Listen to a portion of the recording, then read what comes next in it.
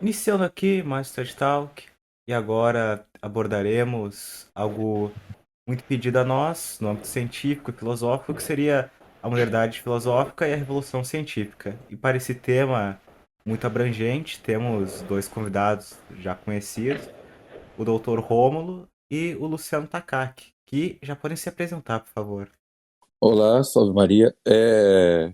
Aqui é o Luciano. Eu já participei, né, no último em alguns TED Talks aqui, então vocês me conhecem. E hoje, né, vamos abordar a modalidade filosófica e a evolução científica que praticamente moldou tudo que nós entendemos como ciência e moral e filosofia, etc. E as consequências estão aí para todo mundo ver, com ideologia de gênero, aborto, essas coisas. E é isso. Passo a palavra ao Rômulo. Boa noite, salve Maria. Também participei de vários podcasts, então acho que não preciso de me dar muitos detalhes. Eu sou um cientista, sou formado, então sempre que tem algum tópico relacionado à ciência, principalmente a parte filosófica, me agrada muito, então fazer o possível de contribuir. Eu geralmente não faço isso, mas também fazer uma propaganda. Eu tenho o meu canal que eu falo exatamente desses temas de ciência, e um pouquinho da filosofia voltada para essa parte científica, chama Ciência e Filosofia. Quem quiser deve estar na descrição do vídeo aí. Mas enfim, vamos bater esse papo aí que é um tópico muito agradável. Quer dizer, as consequências são nefastas, mas eu me divirto conversando sobre ele. Precisamos de problemas para resolvê-los. Exatamente. Pois Então, é, aproveitando esse ensejo e a existência de infinitos problemas que infelizmente as pessoas não abordam atualmente. Então, poderíamos iniciar sobre a introdução de qual é o problema afinal a ser discutido. Mas, antes de tudo, o que seria a filosofia e o que seria a ciência? É, uma parte introdutória, né? É bom lembrar que as consequências, né, que nós estamos vendo hoje no mundo não significam exatamente que as pessoas começaram a entender a filosofia moderna e resolveram seguir seus princípios assim. Não. É, o problema, as consequências é, o que nós estamos vendo hoje são consequências de certo, de certas ideias desses princípios que são difundidos pela mídia, e a mídia pega de diversos intelectuais, ou as pessoas também aprendem de professores, maus professores, digamos assim, etc. Isso acontece por quê?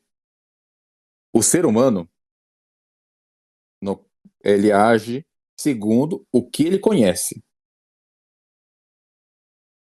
O agir humano sempre tem por fim alcançar aquilo que ele entende como bem. Se esse conhecimento é deturpado, então as suas ações vão ser geralmente más. E, por exemplo, uma pessoa que hoje acha que o aborto é bom, é porque ele aprendeu é porque ele teve com sua consciência deformada por alguma autoridade docente que ensinou assim. Ela não vai, ela não estudou é, bioética moderna e chegou a essa conclusão. Não foi isso.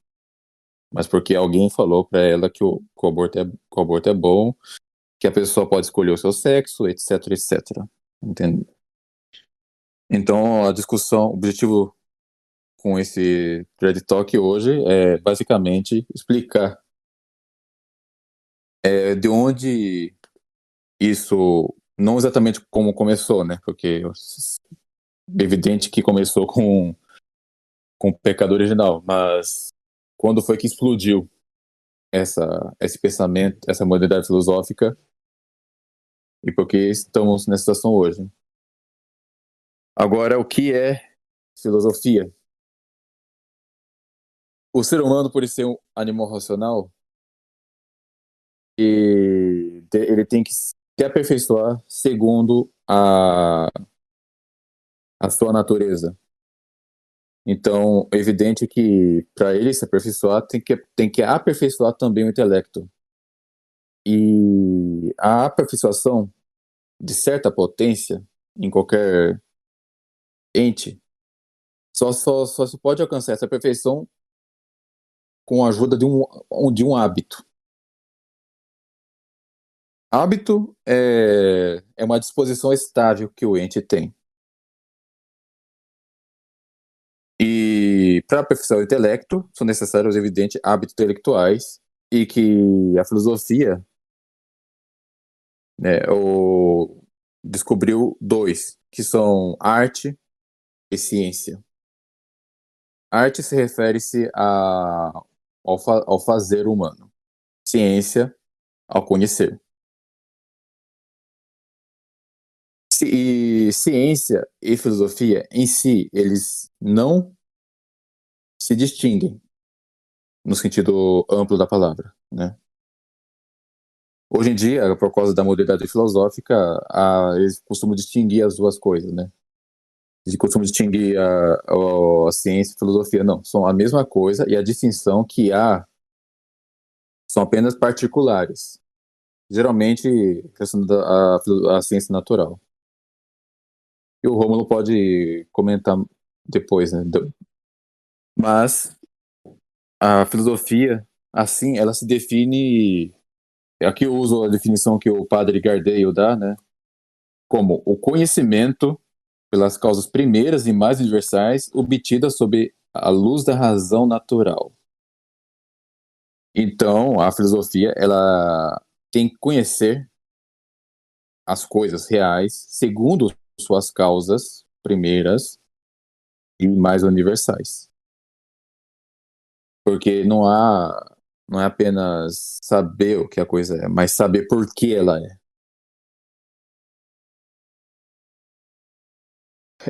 Espero ter sido claro.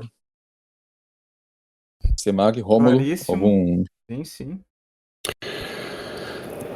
Não, o único acréscimo que eu quero fazer é simplesmente que o que hoje é considerado a nossa ciência, né, a ciência moderna, ela, no passado, ela era um braço da filosofia, né, era a filosofia da natureza, né?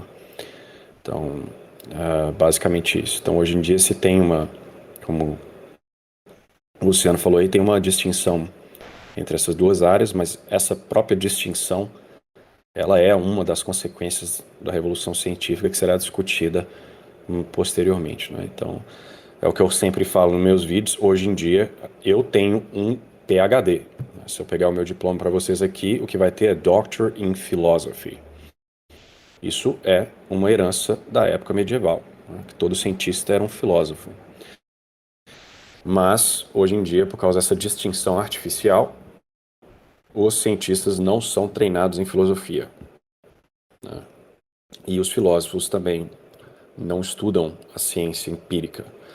Então se cria essa divisão em que ambos não conversam, né? Eu estudei na universidade por mais de 12 anos, eu nunca tive uma palestra no meu departamento, seja qual universidade que eu estudei, que haviam presentes, por exemplo, filósofos para dar alguma contribuição, né?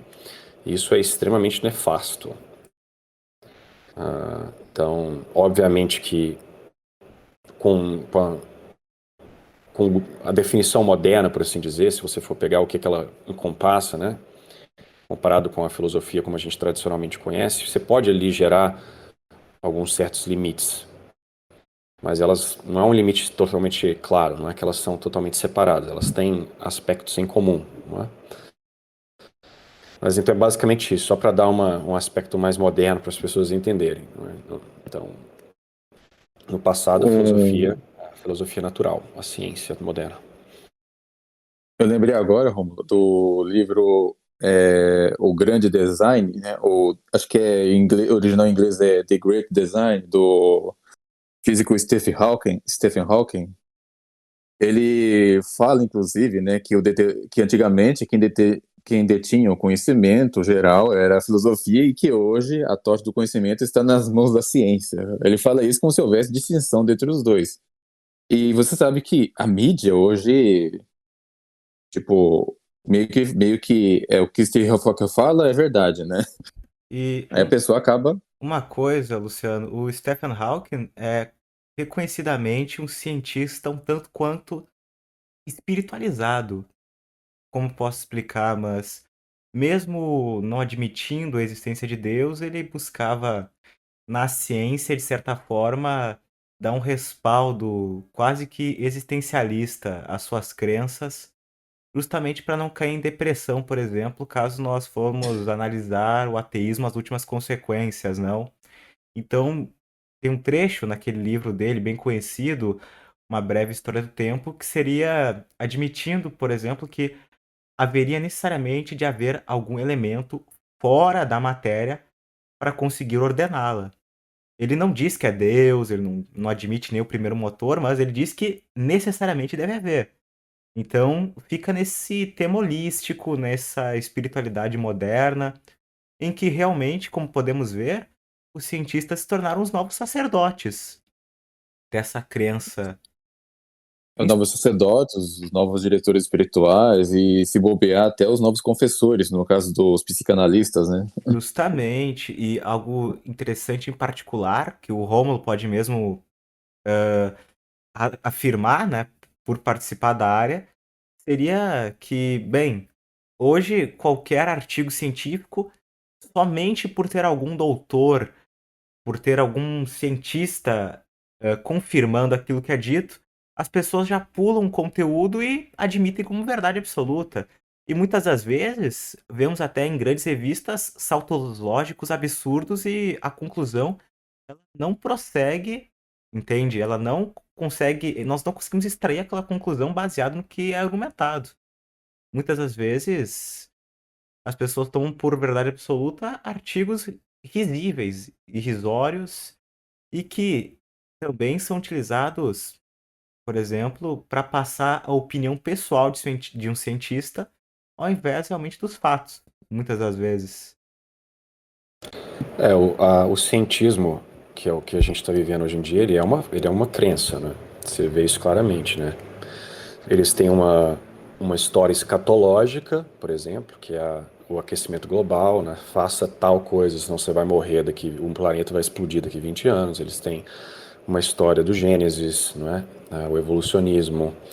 Então você tem esse culto à personalidade, você tem, né? Igual eu tenho que a nossa fé ela não é cega, mas eu tenho que obedecer à igreja mesmo que eu não compreendo o que está sendo dito ali, não é? Então a mesma coisa acontece com os seguidores do cientismo, não é? Eles, o fulano de tal, ele tem um PhD, ele formado no MIT, ele falou que tal e tal coisa deve ser feita, logo deve ser verdade. Então você pergunta, eu sou cientista, às vezes eu me disfarço de leigo, vou conversando nos comentários de vídeos e coisas, você vai ver, o pessoal defende certas ideias científicas ali com unhas e dentes, e você vai cutucar um pouquinho, você vê que o cara só conhece o básico, mas ele já está ali fortemente defendendo e xingando quem discorda. Então é um caráter religioso, né? Já Fundamentalista. estão propondo até morar em outro planeta, né? De repente seria uma analogia com a travessia do Mar Vermelho, né? Sair do Cara, Egito para ir à Terra Prometida. se eu fosse, sei lá, não sei quem que estuda esse tipo de coisa, né? Algum, sei lá, algum psicólogo, alguma coisa aí. Eu estudaria esse fenômeno do cientismo e com essa relação com uma religião, porque estamos vivendo uma sociedade secular. Nós sabemos que o fim último do homem é Cristo, não é Deus. Então há um vazio naqueles que não têm Deus. Eu, como era ateu, posso atestar isso. Então, assim, então, o cara vai colocar alguma coisa no local, não é? Seja ambientalismo, o que quer que seja. Então, acho que hoje, atualmente, o cientismo é o que substituiu o catolicismo para esse povo. Então, tem material para. Aí, ó, se a gente estava, antes de começar o Trash Talk, a gente estava discutindo a utilidade dos departamentos de letras. Tá aí, acabei de arrumar uma utilidade para o departamento de letras. Vai estudar a relação cientismo com a ciência. Pronto, acabou. Pode fazer uma tese nisso aí. Dica para os ouvintes. Já ouvi dizer também que, inclusive, que aquela Greta, que é uma ativista climática lá, esse ativismo dela ajudou ela a sair da depressão dela, não sei. É uma das consequências. Ela deve ter começado a se sentir especial, porque. Exatamente. Uai, Começaram a dar atenção para ela. É, a mãe justamente. dela falou que ela conseguia enxergar molécula de gás carbônico. Tá no livro da Nossa, mãe dela. é uma É uma santa. mística. É uma Mas Exatamente. ela mística. Daqui é a pouco, bizarro. daqui a pouco surgem os estigmas. Mas ela é diagnosticada com Asperger, com autoestranho. Ela é meio doidinha mesmo, tipo assim, sem querer dar. Ela é, né? Ela tem problemas psicológicos, isso é fato. E ela é, né? Desde quando? Só no mundo moderno que uma banca de, né, adultos teoricamente governando o mundo vai lá ficar sentado ouvindo uma menina de 15 anos dar uma birra, né? Esse é o mundo que nós vivemos, é uma coisa insana. Mas enfim, nós estamos distraindo demais, falando de Vamos Greta. pro próximo. Vamos seguir isso aí. Retomar. Próxima pauta. A próxima pauta, então, seria uma breve explicação do tomismo, que é, É, convenientemente, a solução para todos os problemas atuais. é o remédio contra a modernidade. O próprio São Pio X disse isso, né? Ah, mas tem que explicar por que que o tomismo é a solução. Acaso o tomismo seria apenas o estudo dos entes? O Afinal, tomismo, por assim dizer, é a filosofia, é o pensamento de Santo Tomás seguido à letra. Santo Tomás como a maioria dos ouvintes deve saber, ele, por assim dizer, ele foi o primeiro. Não, na verdade, o primeiro foi o Santo Alberto Magno, né? Mas quem se aprofundou realmente e conheceu melhor o pensamento de Aristóteles foi Santo Tomás. Alguém pode até perguntar, mas por que que o filósofo pagão é tão importante assim? Porque Aristóteles, e eu até acredito nisso, Aristóteles recebeu, por assim dizer, luzes especiais para descobrir a verdadeira filosofia, que é baseada a partir do conhecimento da realidade.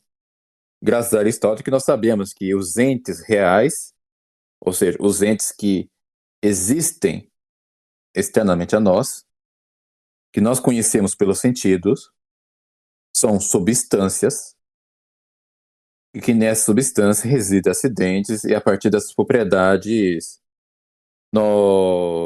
nós elaboramos a nossa gnoseologia, né? Gnoseologia é o estudo é esse processo de conhecimento, né?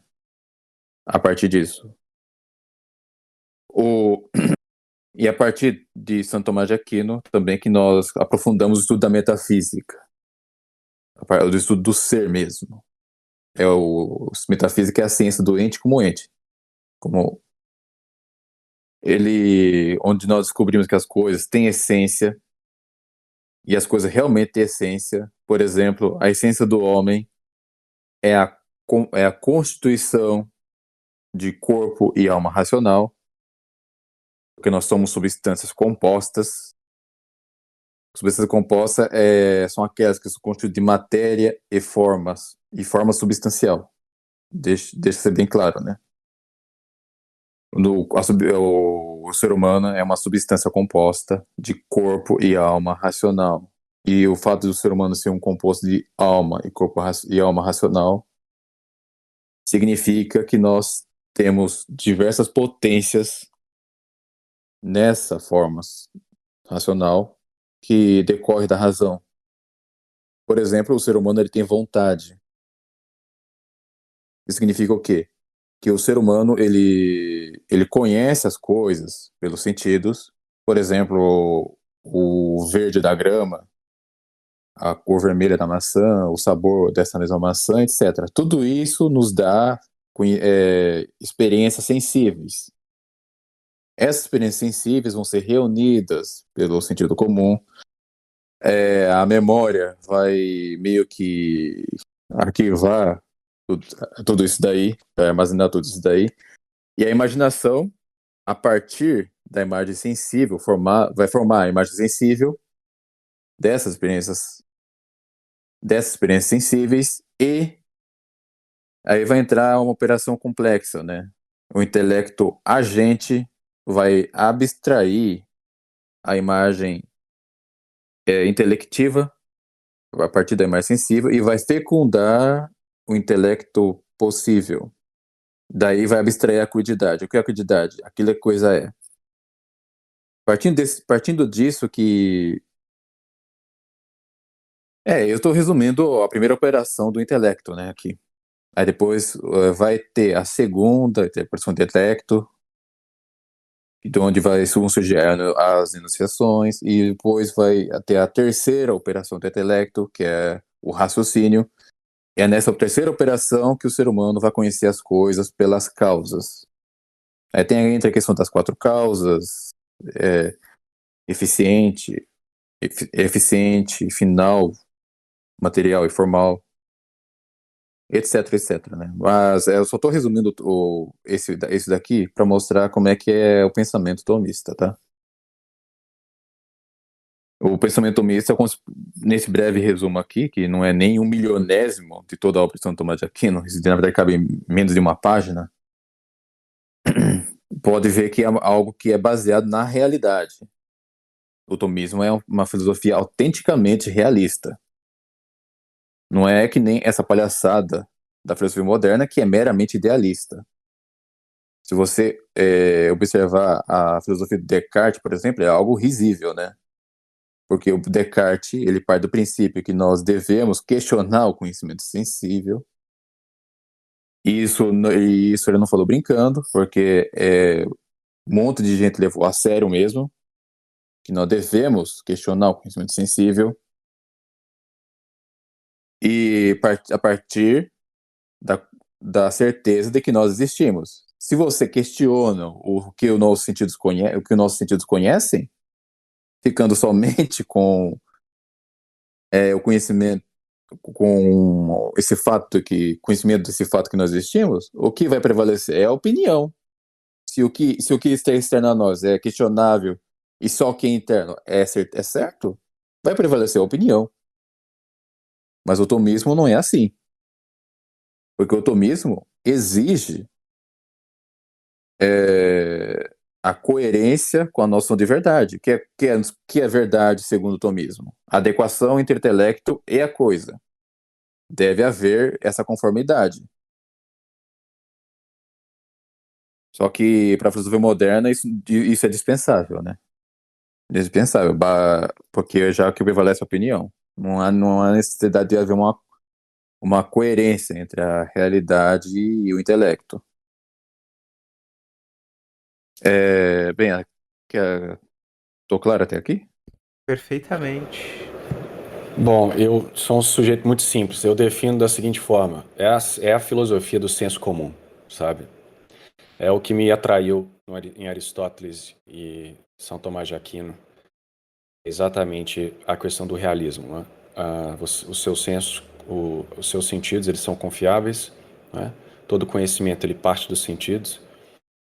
E por isso que o tomismo, né, e Aristóteles, a gente jamais deve esquecer dele, são a salvação para essa confusão nossa, não é? Porque o que nós vivemos hoje em dia é um relativismo, não é? A ideia de que a realidade ela parte da mente, não é? Então cada um define a sua própria realidade. É o idealismo, né? Como nós podemos chamar. E Rômulo, você mesmo diz diversas vezes em seus vídeos que é isso, né? Senso comum. Aparentemente, os cientistas, eles querem substituir a própria natureza pela artificialidade. Por exemplo, uma concordância de opiniões levaria mais próximo da verdade do que a realidade mesma. Sim, as pessoas têm que entender o seguinte, cara, o senso comum, os nossos sentidos, eles não nos enganam, né? Até quando você tem uma ilusão, você tem um pedaço de pau que dobra lá, dá a impressão que está dobrando quando você coloca ele, né, metade dentro d'água. Obviamente, há uma ilusão ali no sentido de que se você partir da conclusão que o trem está realmente dobrando o pedaço de pau, então há um erro. Mas ali há um fenômeno real que está acontecendo, né? A luz está dobrando, por assim dizer, ela está desviando quando ela sai da água por causa da troca de meio. Então você está capturando uma realidade. Então, assim, as pessoas ficariam muito mais libertas se elas compreendessem que os sentidos delas é confiável. Por exemplo, eu não preciso, cara, fazer um estudo científico, apesar de hoje em dia essas coisas são feitas, tá? Eu não preciso de um PhD, doutorado em Cambridge, fazer uma pesquisa para me falar que homem e mulher é diferente. Eu não preciso de estudo sexual publicado na Nature e na Science me dizendo que homem e mulheres são diferentes. Basta você Não é? viver e olhar para o mundo que você vai ver que há uma diferença. Todo mundo sabe disso. Quando eu era moleque, a gente sabia. A menina chora mais, ela faz X, o homem é mais forte, ele gosta de brigar mais, ok?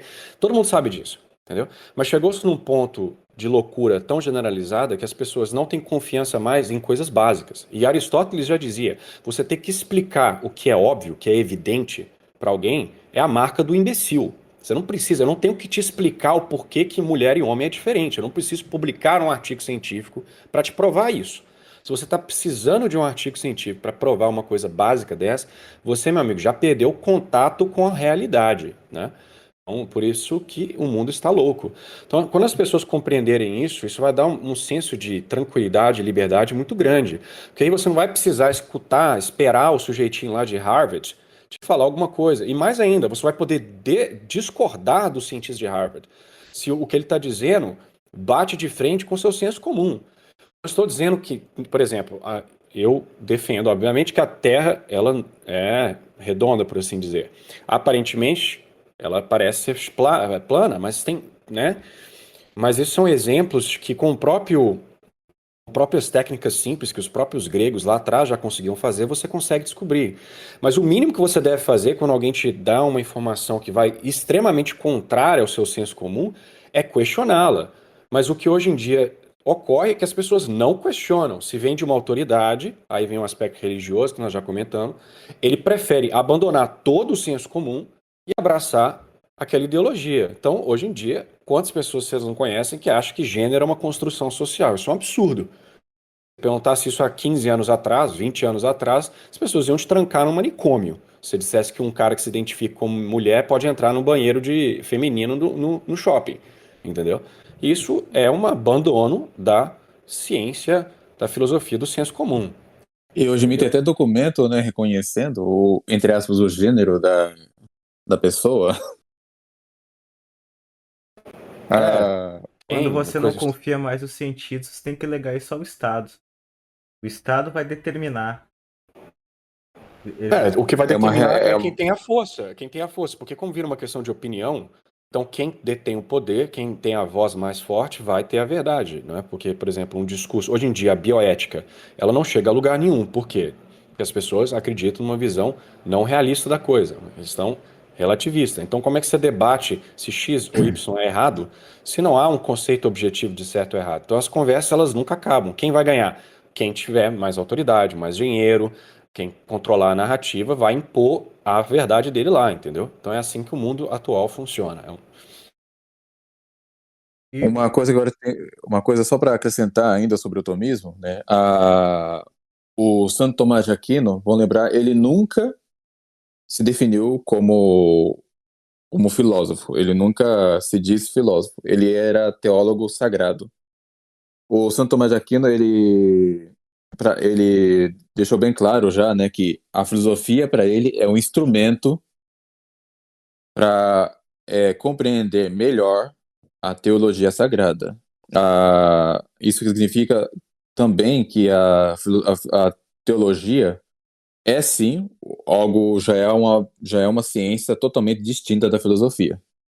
Porque a filosofia tem por objeto entes reais conhecidos a partir da razão natural humana. Já a matéria da teologia sagrada é a revelação divina. E a teologia sagrada não precisa da filosofia. Somos nós que precisamos da filosofia para compreender mais profundamente a matéria da teologia sagrada. Ou seja, a filosofia é escrava da teologia, né? Isso tem que deixar claro, é importante deixar claro. Tem gente que gosta de inverter. Na verdade, a filosofia está abaixo da teologia.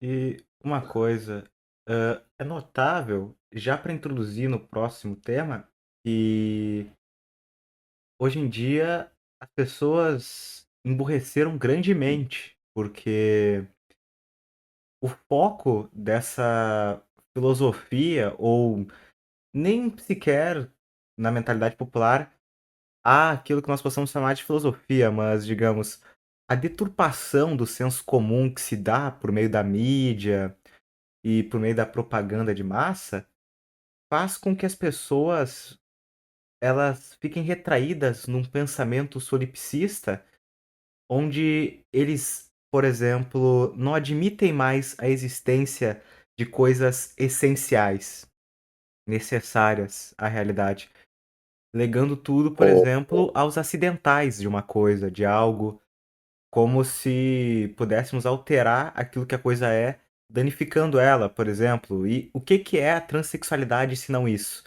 Você admitir que nós possamos transformar um homem em mulher através de cirurgias que nada mais são do que deformações, não?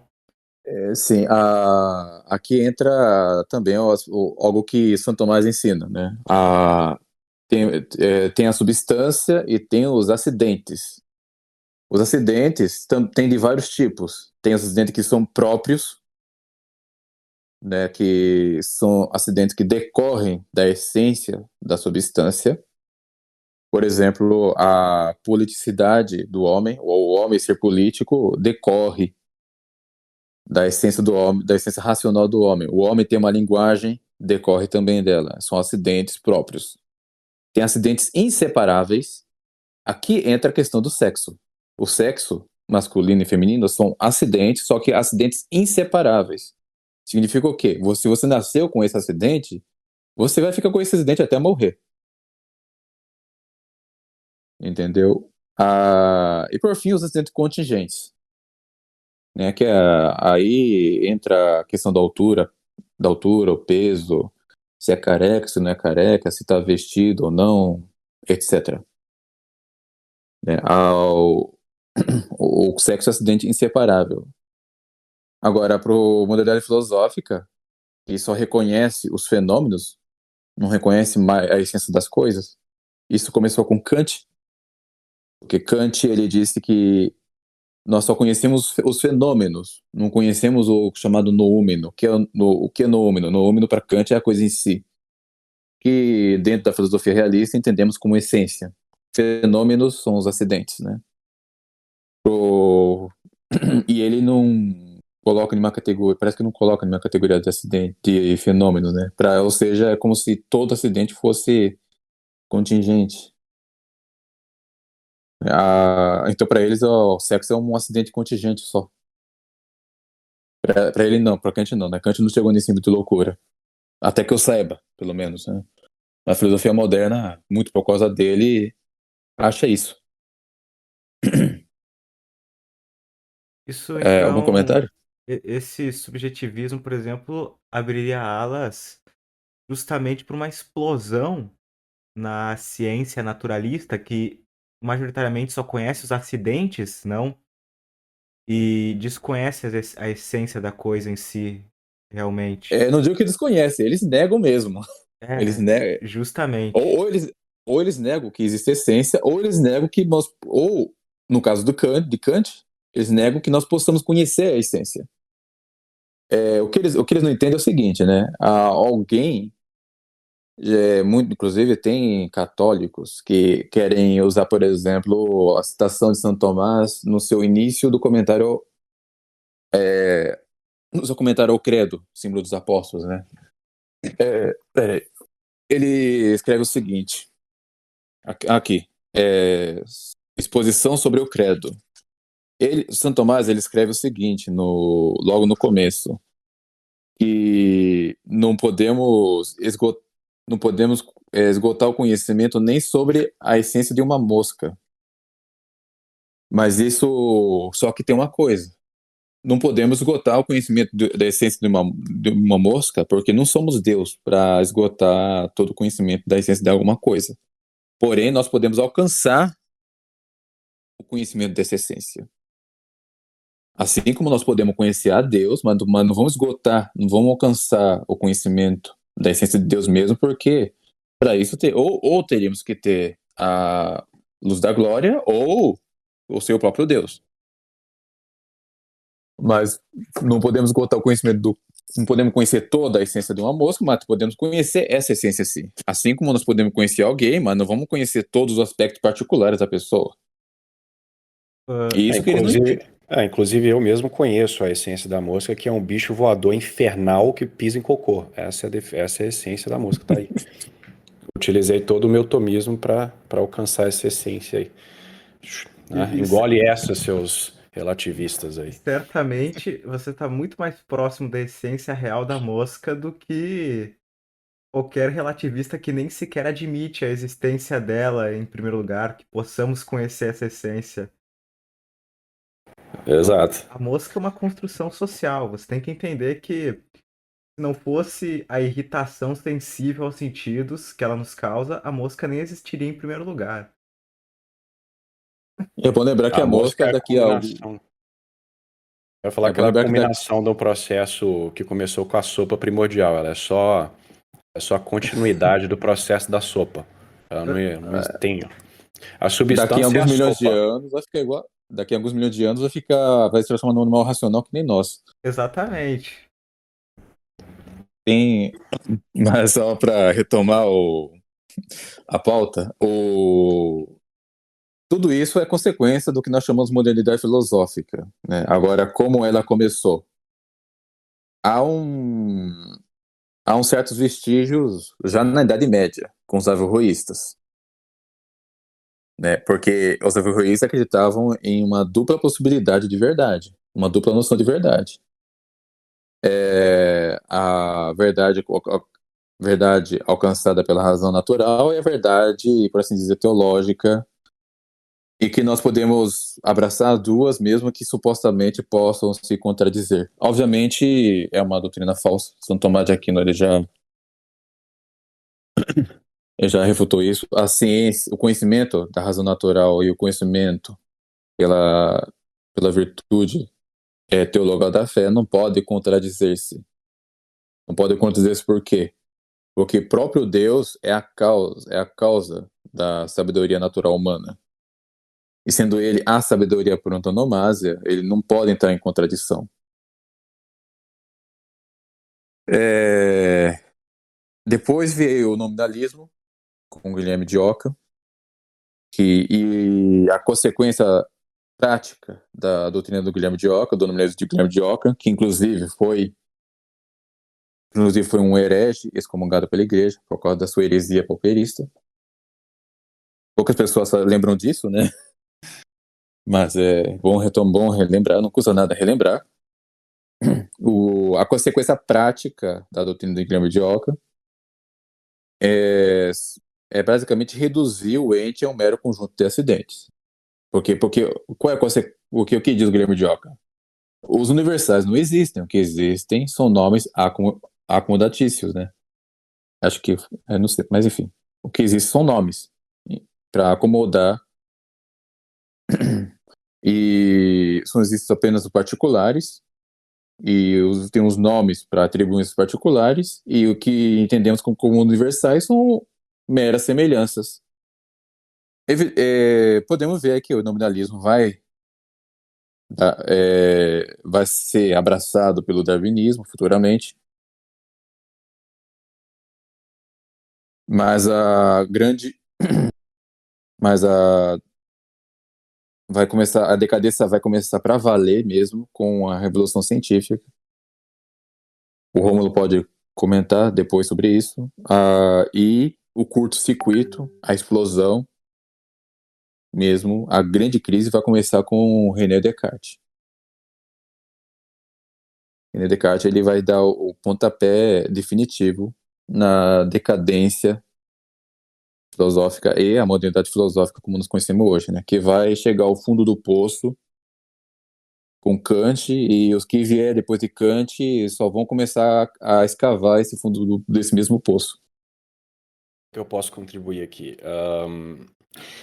Eu acho que para as pessoas entenderem o que é a Revolução Científica, ela não foi igual a uma Revolução Francesa, não é um evento, né, marcante em um específico momento do tempo que gerou um caos geral. Não, Ela é um processo, né? Ela teve várias etapas. Acho que faria mais sentido pensar em, sei lá, revolucionários do que exatamente uma revolução científica. Até porque como eu disse, ela veio em etapas. Por exemplo, a Revolução Científica ela começou principalmente na cosmologia e, né, na física de maneira geral, e essa revolução só foi alcançar a química, por exemplo, muito tempo depois, né? Se não me engano, uns 100 anos depois, ou várias décadas depois. Então, assim, o que talvez a primeira pessoa mais importante ali nesse processo tenha sido Copérnico, não é? Porque Copérnico já começa com uma certa metafísica e uma matemática, porque entendam antes de discutir os elementos que a revolução científica ela nada mais é do que o abandono da filosofia de Aristóteles, né, do sistema metafísico de Aristóteles, e uma matematização do universo, né? Há uma certa, quase que uma ideia meio pitagórica, não é, de que o universo é basicamente pode ser compreendido pela matemática única e exclusivamente. Então se tenta reduzir todo o universo em equações, em geometria, etc. E por que disso? Qual a atração disso? Porque as pessoas perceberam que algumas coisas, não que elas fossem totalmente reduzíveis, mas que era possível descrever certos aspectos da realidade com a matemática, e isso era capaz de gerar predições. Não é? Então aí veio uma certo atrativo para a questão do controle. Não é? Se eu consigo prever como a natureza se comporta, eu posso utilizar isso ao meu favor. Não é? Então a revolução científica é isso, é uma troca de metafísica, abandona-se Aristóteles, vai para esse reducionismo meio matemático, com o intuito de prever as coisas. Então, pode-se dizer então que essa tendência, ela começa lá em Copérnico, não é? Por exemplo, o sistema de Copérnico, ao contrário do que as pessoas acham, não é que ele foi escolhido porque ele se adequava melhor às evidências. Não, ambos, o sistema de Copérnico e o sistema de Ptolomeu, explicavam os mesmos dados, pelo menos naquela época. A escolha de Copérnico era uma questão de estética, não é? A questão do círculo, que ele sempre gostava, os pitagóricos também. Então tem essa questão de, nossa, eu consigo tornar a coisa mais simples. O sistema de Ptolomeu tinha muitas revoluções, então o sistema de Copérnico é mais simples, ele é mais estético. Então é uma escolha metafísica, né? E essa questão da matemática, de fazer previsões mais simples, etc. Galileu pega Copérnico, e seria aí talvez o primeiro pai, assim, por assim dizer, da Revolução Científica, exatamente por isso, porque ele começa a aplicar essa matemática para a questão da previsão, né? Então ele faz os experimentos, ele mostra, etc. E entendam também que esse tipo de coisa não é ruim, tá? Você utilizar a matemática, né, as equações para descrever certos fenômenos é ruim em si mesmo.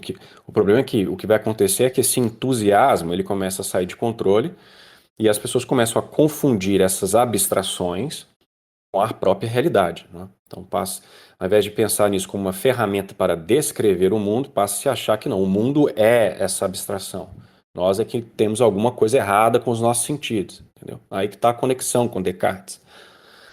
Então, você tem aí Galileu, inclusive outra consequência disso se vê hoje, mas começou aí, é um certo elitismo. Acho que eu não vou saber citar a carta que Galileu escreve, mas a ideia que é muito simples de entender é que os indivíduos que não detêm do conhecimento muito específico matemático, eles não conhecem o verdadeiro mundo, né? Eles têm uma visão fantasma do verdadeiro mundo, que é o mundo matemático.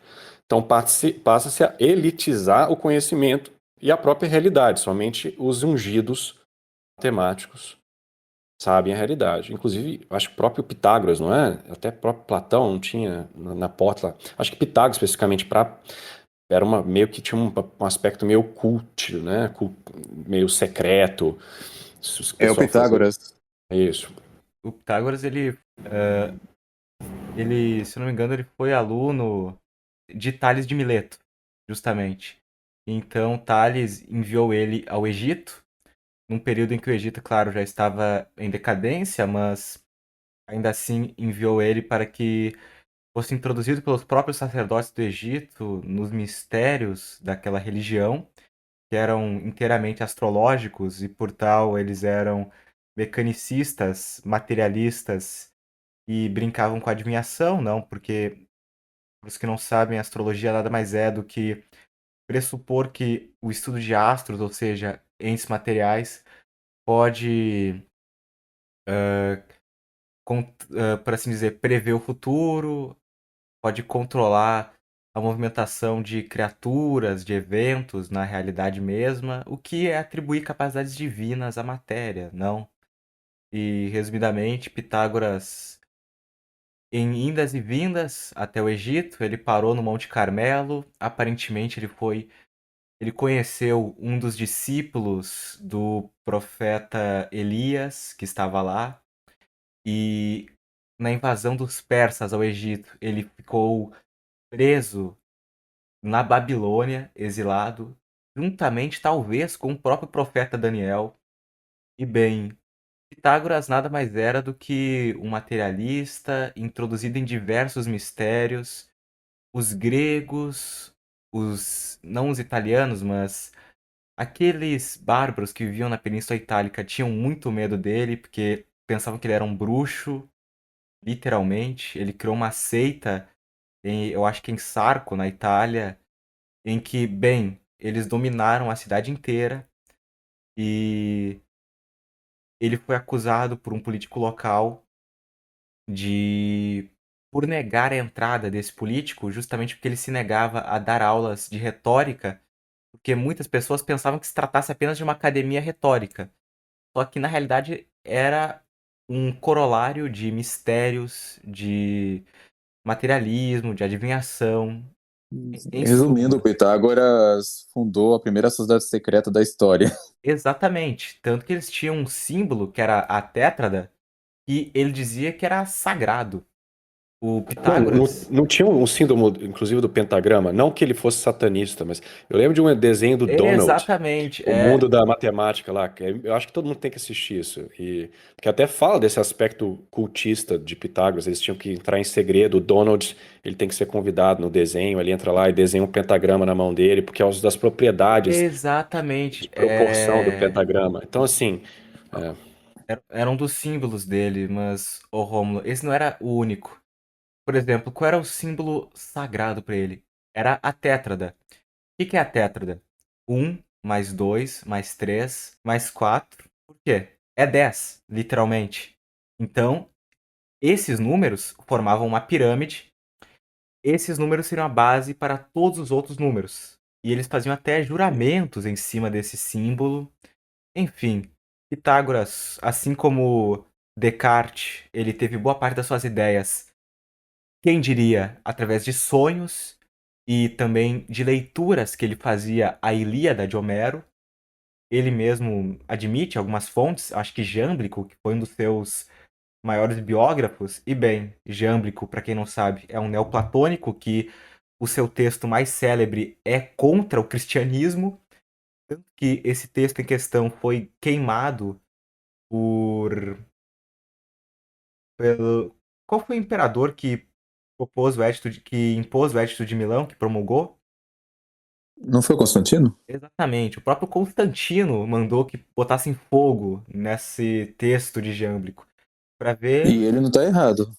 para ver o nível em que estamos lidando aqui. Esse era foi um dos maiores biógrafos de Pitágoras. Enfim, Você vê que esse matematismo, né, é uma das notas evidentes da modernidade filosófica e da revolução científica.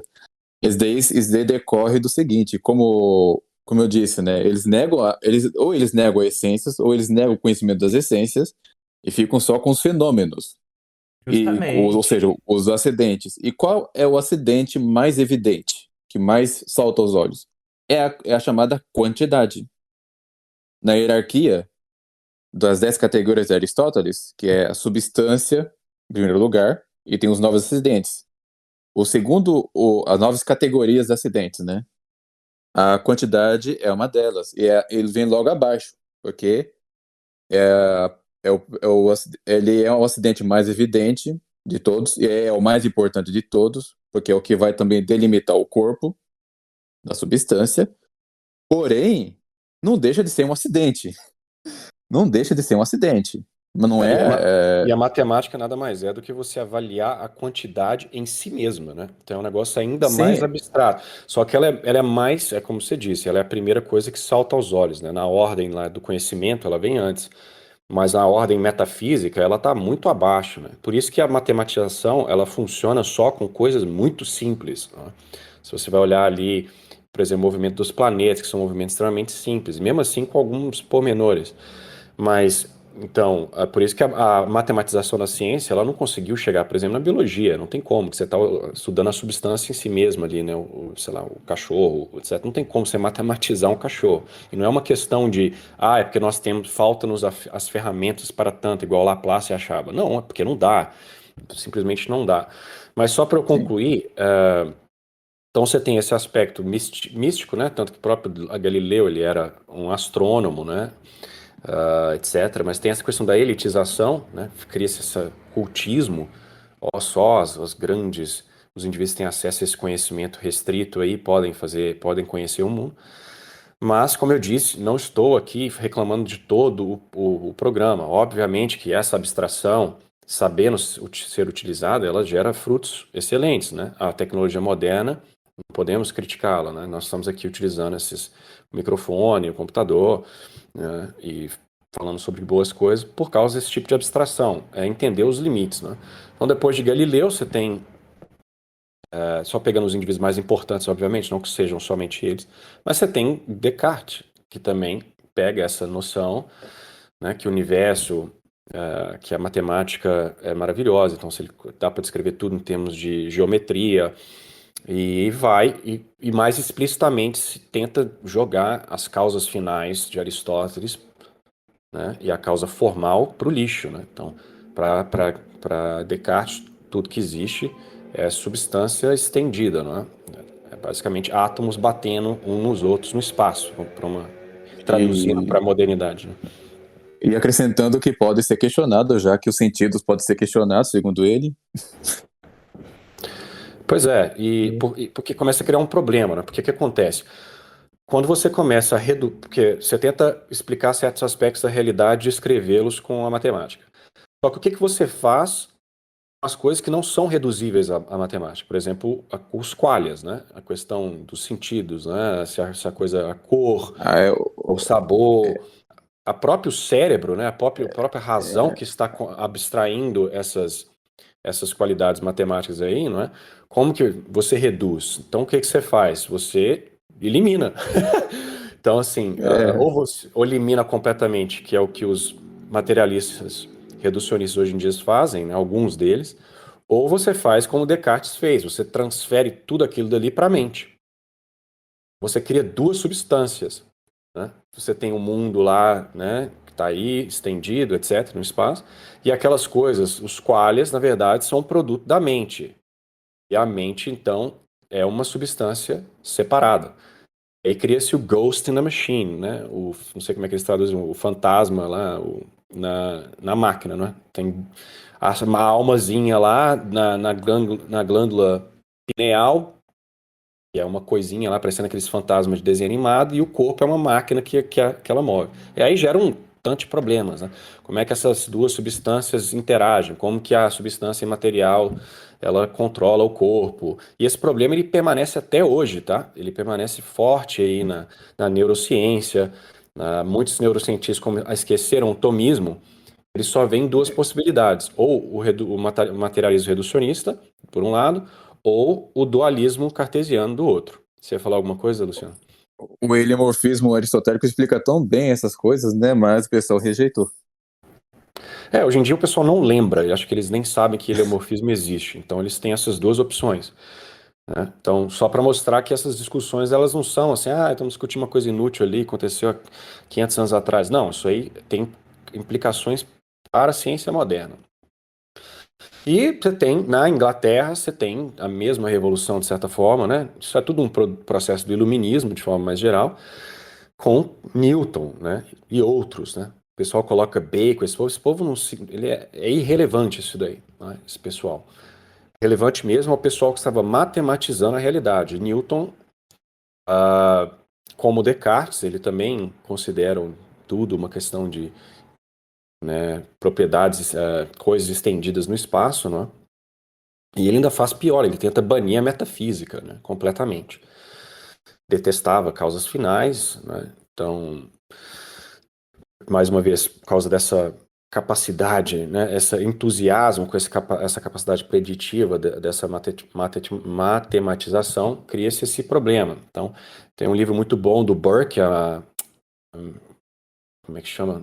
Metaphysical Foundations of Modern Physical Science, que ele diz que o problema de Newton é como ele não ele elimina a metafísica, ou não pensa sobre ela, ele acaba fazendo uma péssima metafísica e isso passa para a posteridade sem nenhum tipo de exame crítico.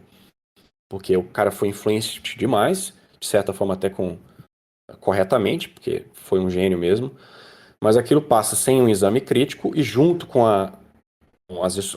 né, o programa ali físico passa a metafísica ruim. Então, por exemplo, ele vem com essa história de espaço absoluto, tempo absoluto, não é? Então, não são coisas físicas, são noções metafísicas que têm que ser examinadas, mas não foram. Né? O que é espaço absoluto? O que é tempo absoluto? Tempo é o quê? Entendeu? Uma coisa que o Newton, ele, além de ele ignorar que existem quatro causas, ele ignora também que existem quatro movimentos, né? Como que no caso são o mais evidente de todos, que é o local, que, por exemplo, uma bola rolando é um movimento local. A alteração, que é o amadurecimento de uma fruta, né? Aí tem o aumento e diminuição. A imagem clássica é um balão se inflando e desinflando. E o outro é geração e corrupção, né? No caso, uma pessoa que nasce e essa mesma pessoa morrer. Né? Ela nasce, ela é gerada no ventre ali, geração. Depois nasce, aí depois morre, aí tem a corrupção. São quatro movimentos. Para Newton, ele reduziu apenas a um movimento só, que é o movimento local. Parece que isso muito que deriva do atomismo, né? Essas ideias, elas nunca são novas, né? Eles estão ressuscitando os atomistas lá da Grécia. Não tem Antiguidade. quase nenhuma diferença, nenhuma diferença. A briga é sempre essa, os realistas, né, contra os materialistas reducionistas, né? Assim, o que Aristóteles refutou lá na 400 antes, 300 antes de Cristo, sei lá, entendeu? Hoje a gente tem que refutar de novo, né? Se você for ler São Tomás de Aquino e Aristóteles já refutam, por exemplo, o evolucionismo nada mais é do que Empedócles com mais detalhes, por exemplo. Mas tem muitas consequências, né? Por exemplo, o Newton chegou num ponto tão extremo que ele não queria nem saber. Você deixa de preocupar com a essência das coisas, não a essência. Então, porque você eliminou tudo é átomo, então não há essência, né? Isso gera um problema gigantesco, nominalismo, toda a própria capacidade do conhecimento, né? Porque conhecer, uma parte de conhecer é abstrair o universal, se não há essência, não há esse universal nas coisas, não dá para abstrair.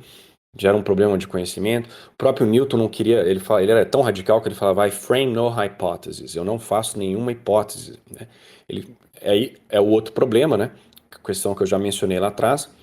Como você não quer saber a essência das coisas, o que ela é, você quer só descrever, a ciência moderna, principalmente a física, ela não te fala o que as coisas são, meu. Você pergunta para um cientista moderno o que é a gravidade, ele vai te dar uma fórmula, mas isso não é a gravidade. Você está descrevendo o que a gravidade supostamente faz. Mas quando se perguntava isso para Newton, ele falava, olha, eu não me interesso, eu não quero saber o que é a gravidade. Para mim, basta saber que com essa fórmula, essa lei, eu consigo prever, descrever certos fenômenos.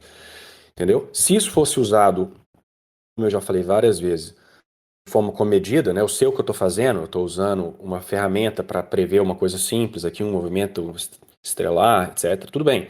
Mas começa-se isso, por causa da falta de criticismo, né? Começa-se a entrar na metafísica das pessoas. Então, hoje em dia, as pessoas acham que a coisa é a descrição. É bizarro. Né? O sujeito acha que gravidade é o efeito, não é, né? Não é o que é gravidade, o que é tal. O pessoal acha que a lei existe em si mesma, a lei da gravidade, como se ela tivesse uma existência em si mesma. Então, assim, gera uma confusão muito geral na metafísica, né? Então, a gente tem que ter isso em mente. Por um lado, Uma coisa, Perdão, Romulo. Uma coisa, se você me permite interromper, eu queria contar só um evento meio pitoresco que eu mesmo presenciei. Quando eu tinha uma conta, agora acho que não foi no Google Plus, eu estava começando meus estudos e resolvi usar esses meus estudos, né, para discutir um pouco com o pessoal. E um ateu, ele veio discutir comigo, né? Ele falou de ciência para lá, ciência para cá. Eu fiz uma única pergunta que me custou o bloqueio dele. Eu perguntei, o que é ciência? Isso foi suficiente para perturbá-lo. Ele falou para mim, ele perguntou para mim, né, você acha que eu não sei o que é ciência? Eu falei, eu acho. Então, mas se você acha que sabe dizer o que é, e ele me bloqueou. Você vê que uma simples pergunta, apenas para pedir uma definição, foi o suficiente para a pessoa se perturbar. Porque na prática elas realmente não sabem. Porque também a definição é a essência das coisas, né? Quando você define, você está definindo a essência. Não há essência, não há essência. Então, como é que você vai definir o quê? Né? Se tudo é um aglomerado de átomos, então sei lá, o máximo vai poder dizer que, sei lá, eu, você, a pedra são um epifenômeno dos átomos, né? Mas cara, é uma confusão, assim, metafísica gigantesca, né? Tirando, obviamente, como eu disse, as vantagens dessa abstração matemática, que tem sua utilidade, certamente tem. Quando isso se torna toda a realidade, você cria uma loucura total, né? Então, eu não conheço muito Kant. Se você quiser acrescentar de onde que ele pega, porque ele basicamente pega Descartes e piora a coisa ainda mais, né? Mas E Newton conversa com esse também. povo aí. Newton também. Segundo alguns comentadores, ele queria salvar a física ele queria aperfeiçoar ou resgatar a física de Newton e acabou gerando toda essa confusão, negando o conhecimento da essência das coisas, reduzindo ao conhecimento de fenômenos, etc, etc. E Kant que vai... Pode falar, Romulo. Não, eu só ia falar, antes que eu me esqueça, eu acho isso importantíssimo, fundamental, porque é muito fácil, às vezes, a gente fala assim, olha, Kant, ou eu geralmente falo, Descartes destruiu a filosofia, né, a metafísica. Mas é importante entender que é um processo, cara. Isso foi uma coisa contínua que foi sendo destruída. Óbvio que você tem elementos mais importantes, nós já citamos Temos os vários, cumes, né? Temos mas os isso foi um cumes. processo, né? Podemos dizer que foi, por exemplo, o iluminismo, né? Toda essa enfim, é o abandono de Deus, por assim dizer. A causa primária é sempre uma rejeição de Deus de uma forma ou de outra, né? Então você vai ver que esse pessoal, por mais que fosse católico ou o que seja, eles estavam com o pezinho metido em alguma loucura, né? Descartes era todo esquisito, teve sonho com demônio, Newton estava mexido com alquimia, como eu já falei, Galileu mexido com a astrologia, enfim, então todo o iluminismo foi uma rejeição de Cristo, né? Então assim, essas loucuras elas vêm com isso, né? Essa é a causa. Mas você tem os indivíduos que a gente gosta de bater um pouco mais. Mas eles são só, às vezes, até culminação do processo, não necessariamente a causa. E, e é bom deixar claro, né, que a gente tece a críticas a pessoas como Galileu, Newton e Descartes, mas sem negar a competência deles nas suas respectivas áreas, né? Descartes pode ter sido um brilhante matemático, mas ele foi uma nulidade enquanto filósofo. Sim, não há como negar que esses sujeitos eram gênios, né? Antes, se a gente tivesse pessoas como eles ainda, a gente estaria numa situação menos ruim do que a situação atual, mas também É, não, né? Porque eles são, de certa forma, contribuíram com o processo atual. Mas, pelo menos aquele povo naquela época ainda pensava um pouco em filosofia, sabia que pelo menos da existência da filosofia, estavam, nem que fosse para negá-la completamente, né? Mas hoje em dia o pessoal, igual eu, quando eu era ateu, achava que filosofia era coisa de maconheiro que ficava lá dentro do quarto, viajando na maionese, falando besteira. E Então, não que seja enfim, mentira, né? Se aplicada à no, filosofia moderna. na fafiche lá da UFMG. Tá certo. ademais,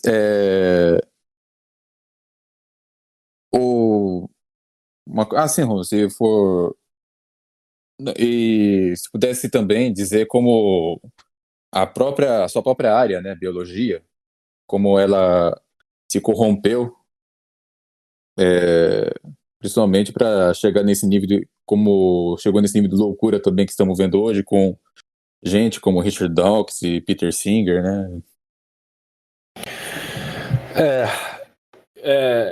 Como eu falei, é muito impossível você aplicar essa matematização na biologia, não é?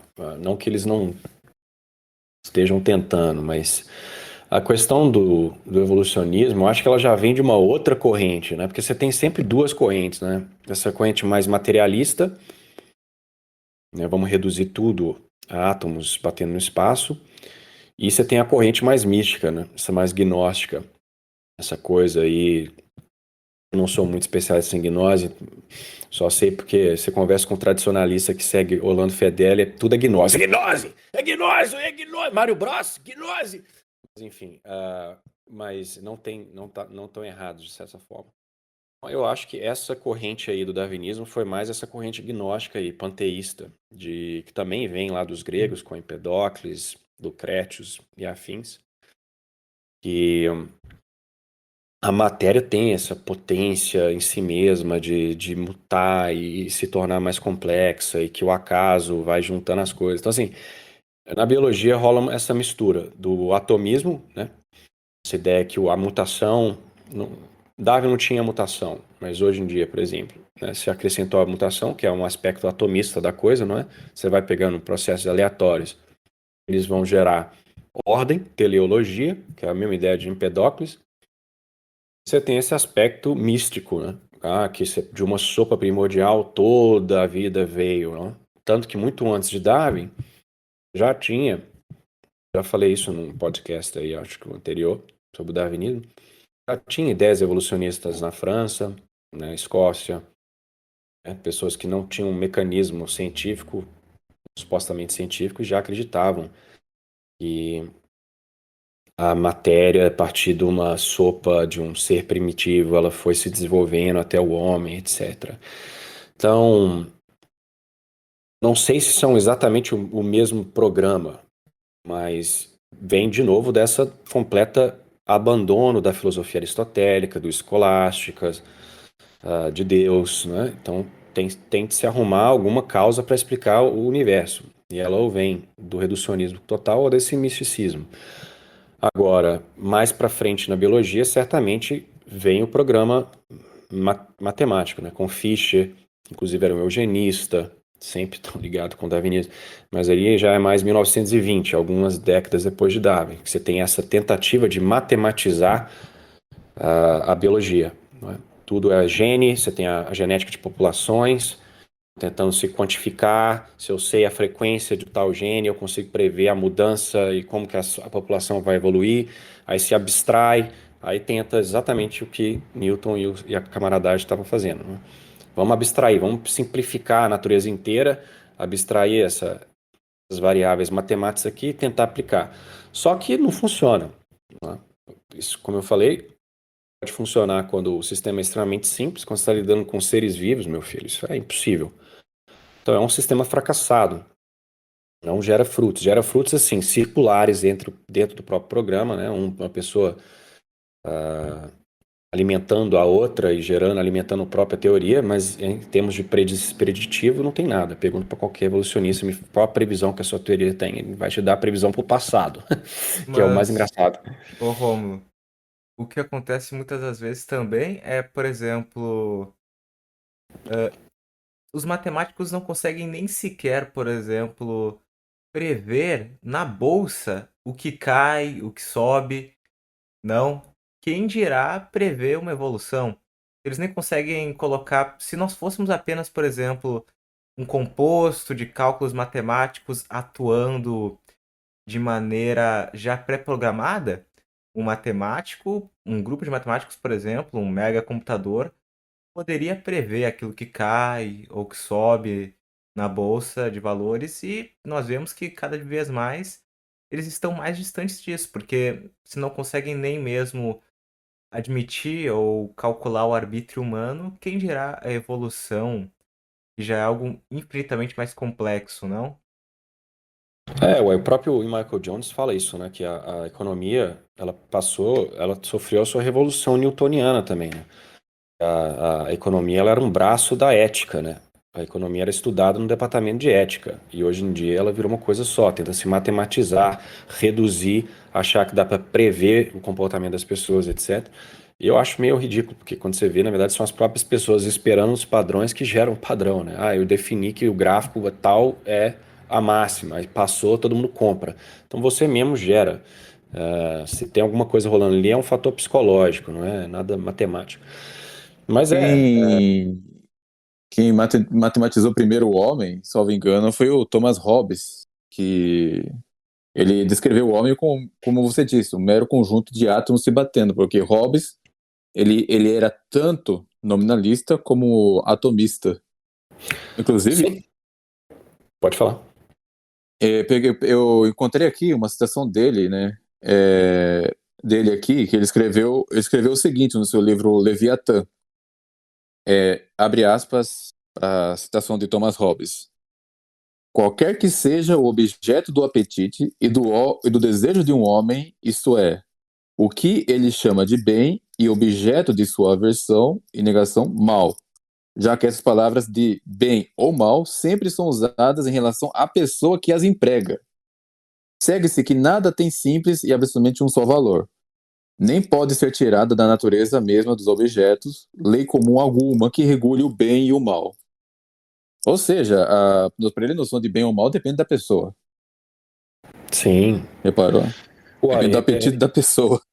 e lembre-se que uma das maiores influências de Darwin foi Malthus, né? Então, assim, a teoria de Darwin sequer era biológica, por assim dizer, né? Todas as grandes premissas ali que motivavam a teoria dele eram premissas sociológicas ou coisas assim, né? Ele não tinha evidência empírica da teoria dele, né? Ele observou algumas coisas, usou ideias fora do escopo da biologia e aplicou ali para aquilo que ele via. Ele não fez nenhum teste empírico.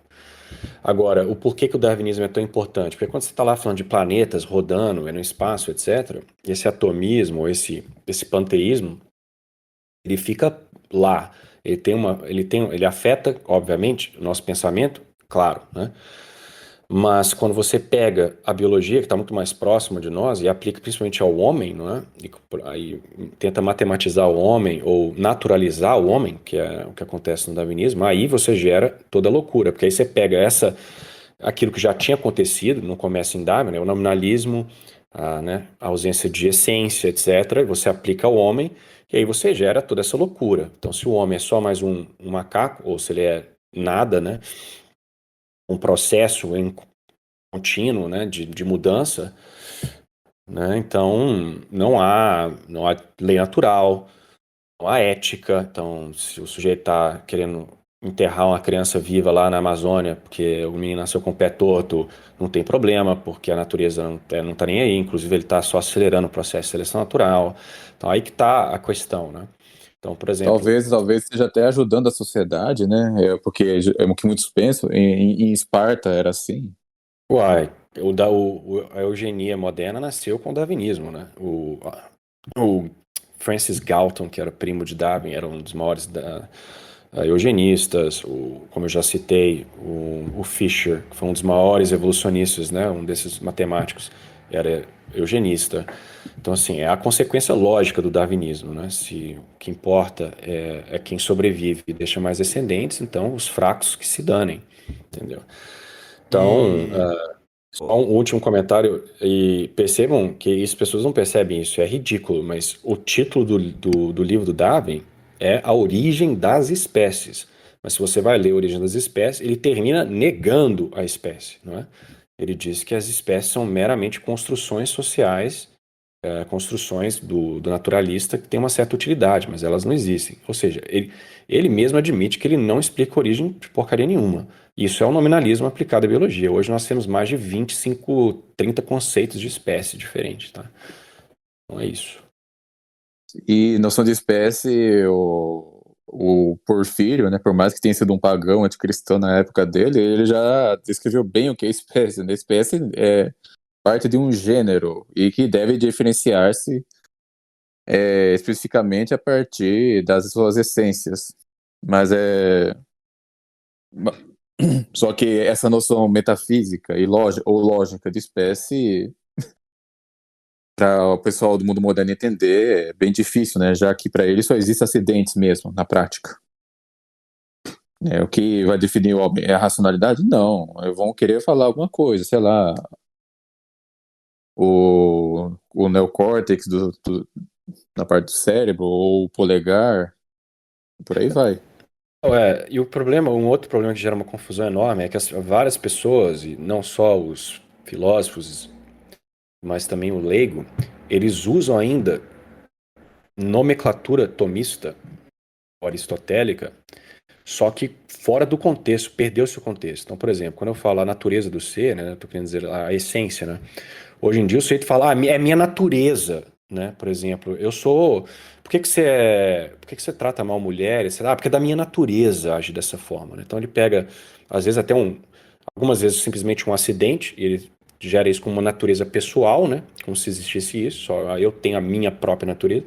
Ou às vezes ele pega até um vício de comportamento, uma coisa deplorável, né? Por exemplo, o sujeito eu sou homossexual, eu saio com muito porque é da minha natureza ser assim. E o Alastair McIntyre, que é acho que ele era ateu, inclusive, e se converteu. Eu me esqueço se ele era irlandês ou escocês, eu acho que ele era irlandês. Ele escreve isso, After Virtue. Ele fala que hoje em dia a conversa, principalmente como eu já falei na bioética, ela é impossível, porque as pessoas estão às vezes usando o mesmo termo, natureza, essência, o que é que seja, e cada um conceitua isso de uma forma diferente. Perdeu-se totalmente a própria definição. Então, o pessoal utiliza dos nomes escolásticos, mas eles mesmos definem o que quer que seja. Então, é uma confusão danada, é impossível chegar num acordo, né? Então, é o que a gente já falou, vira na base da força. Como é que você não sabe o que é vida, por exemplo, né? Vida não é um conceito biológico, não cabe ao médico definir quando a vida começa. Isso é um conceito filosófico, o que é a vida. Como se Ou, é, mais precisamente, metafísico. é metafísico. Então, se ninguém pensa mais metafisicamente, então a vida passa a ser alguma coisa aí acidental que se define, vira arbitrário, né? Então um médico vai dizer, é quando tem o sistema nervoso formado, o outro, é quando tem o primeiro batimento cardíaco, é quando tem não sei o quê. E aí, quem vai definir? Aí as discussões de bioética ficam nisso, uma questão de opinião. É da minha opinião que começa com o batimento cardíaco. É da minha opinião, tal. Então, ó, aí começa assim, a mulher que quer abortar porque quer viver uma vida promíscua, ela vai definir que não tem vida ali, meu, entendeu? E assim vai. E aqui entra a última pauta, Semag, porque podemos discutir aqui as consequências da modernidade filosófica, que acredito que já foi bem explanada, né? Porque a modernidade filosófica é essa. Podemos até dizer que a modernidade filosófica decorre de uma espécie de uma tara pela autonomia da razão. É um non-servum filosófico. A pessoa é a indocilidade da inteligência Com da a própria pessoa realidade. com a própria realidade. Uma coisa Ela, que o Rômulo, por exemplo, poderia dizer é que o que eles definem como razão? Porque, bem, eles vão tentar dizer que, olha, nessa tal parte do cérebro, nisso, naquilo, mas nunca concluem nada, porque no fim vão, eles vão dizer que é negam, o, sim, eles negam a vão dizer que é o existência da objeto. alma. Sim, eu vou dizer que é o objeto da neurologia, que a neurologia um dia vai descobrir como. Exatamente, a neurologia vai descobrir a alma. Algum dia eles vão chegar lá. Cuidado. É o que eu falei, depende da escola, né? Tem uns que vão negar a razão completamente, não é? Outros vão tentar reduzir algum tipo de processo neurológico, né? Neurônios disparando, relação entre neurônios, etc. É uma confusão, não é? E eu sempre falo isso para as pessoas, né? Se você acha que a sua razão evoluiu por causas cegas, então qual a sua confiança, né, que você tem na razão? Porque eu sei que a minha razão ela é imaterial, não é? O meu intelecto é imaterial, ele foi criado por Deus, Deus é bom, e eu tenho a experiência prática, mas se você é um macaco modificado, e a seleção natural ela não está nem aí para adequação da verdade, né, do intelecto com a verdade, ela está preocupada com sobrevivência. Então, como que você explica, então, essa capacidade intelectual? O próprio Darwin percebeu isso, né? Ele, uma carta para um amigo dele, ele entra em um certo pânico. Um amigo dele, acho que tinha uma proposta que o universo não era fruto do acaso. O Darwin fala: nossa, eu concordo, você me convenceu, mas aí me bate uma dúvida feroz de como que eu posso confiar em um cérebro que evoluiu de um macaco, né? Algo nessas linhas, né? Então ele percebe isso, né? Wallace, que é o outro fundador da evolução, que teve a mesma ideia, ele percebeu esse problema de uma outra forma. Esse problema até existe, chama Wallace Problem, que, por exemplo, porque se nós evoluímos de animais irracionais, e o intelecto, então, ele tem que ter sido de uma certa forma adaptativo, esquece como é que ele surgiu, porque evolução jamais vai saber. Vai ficar falando que uma mutação gerou o intelecto, né? Tipo, um acaso, puf, de repente, o macaco tá pensando agora, né? Mas ele fala assim, se isso é verdade, vamos fingir que seja verdade, essa loucura. Por que então, por exemplo, porque, o problema que ele tinha é o seguinte: se eu for lá na savana africana, pegar uma tribuzinha lá daqueles que fica falando assoviano, ou pegar aqui na Amazônia uma tribo indígena que nunca viu o homem branco na vida, e pegar o filhinho deles lá, e tirar eles de lá, e colocar em Cambridge, e educá-lo na cultura inglesa desde pequeno, ele vai ter mesma capacidade de qualquer britânico. Ele vai aprender o inglês perfeito, ele vai passar em Cambridge se ele estudar muito.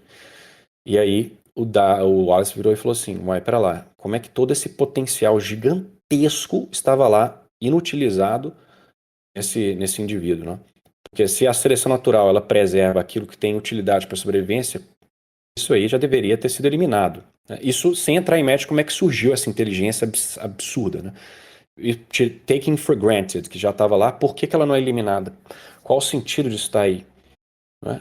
E aí ele falou não, o próprio Wallace, por isso que ele caiu no esquecimento. Uma das razões foi isso, porque ele defendeu a mesma coisa que Darwin, ele teve a mesma ideia ao mesmo tempo, inclusive publicou antes.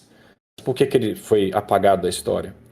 Você quase nada não aprende sobre ele na universidade. Porque ele percebeu que o intelecto humano, o ser humano, não podia ser um processo da evolução. Então ele negava essa parte. E de repente esses índios ou essa pessoa lá da tribo africana, de repente você sai até melhor do que esses lacradores de hoje em dia, né? Pô, provavelmente, sim. Então, porque como é que tem esse potencial gigantesco de tudo, né? E, então, assim, é muito furo, é muito furo. E isso, como eu já falei, isso ele não sabe explicar nem eles não conseguem explicar nem o surgimento do próprio cérebro enquanto coisa material, quanto mais o intelecto, né? Mas mesmo Uma que... coisa. Perdão, pode continuar. Não, é isso mesmo. Alguém pode até objetar, dizendo que, por exemplo, né, que a essência do homem não é a natureza racional, porque crianças muito pequenas não são racionais, ou tem pessoas com debilidade mental severas que também não parecem racionais. Mas a isso se responde o seguinte: eles possuem, sim, a alma humana, mas como nós somos um composto de corpo e alma racional, e o corpo ou é defeituoso por ainda estar em formação, ou é defeituoso por alguma razão congênita ou algum acidente, etc., a razão não pode ser exercida, mas ela está lá. A analogia que pode ser usada, por assim dizer, pega algum piloto de Fórmula 1 muito experiente, mas põe ele para dirigir um carro que foi sabotado. Ele não vai conseguir exercer a sua habilidade num carro defeituoso. A sua está ali no carro defeituoso. Assim também a alma racional ela não vai manifestar a sua racionalidade se o corpo ou está defeituoso ou ainda está em formação, que é o caso da criança.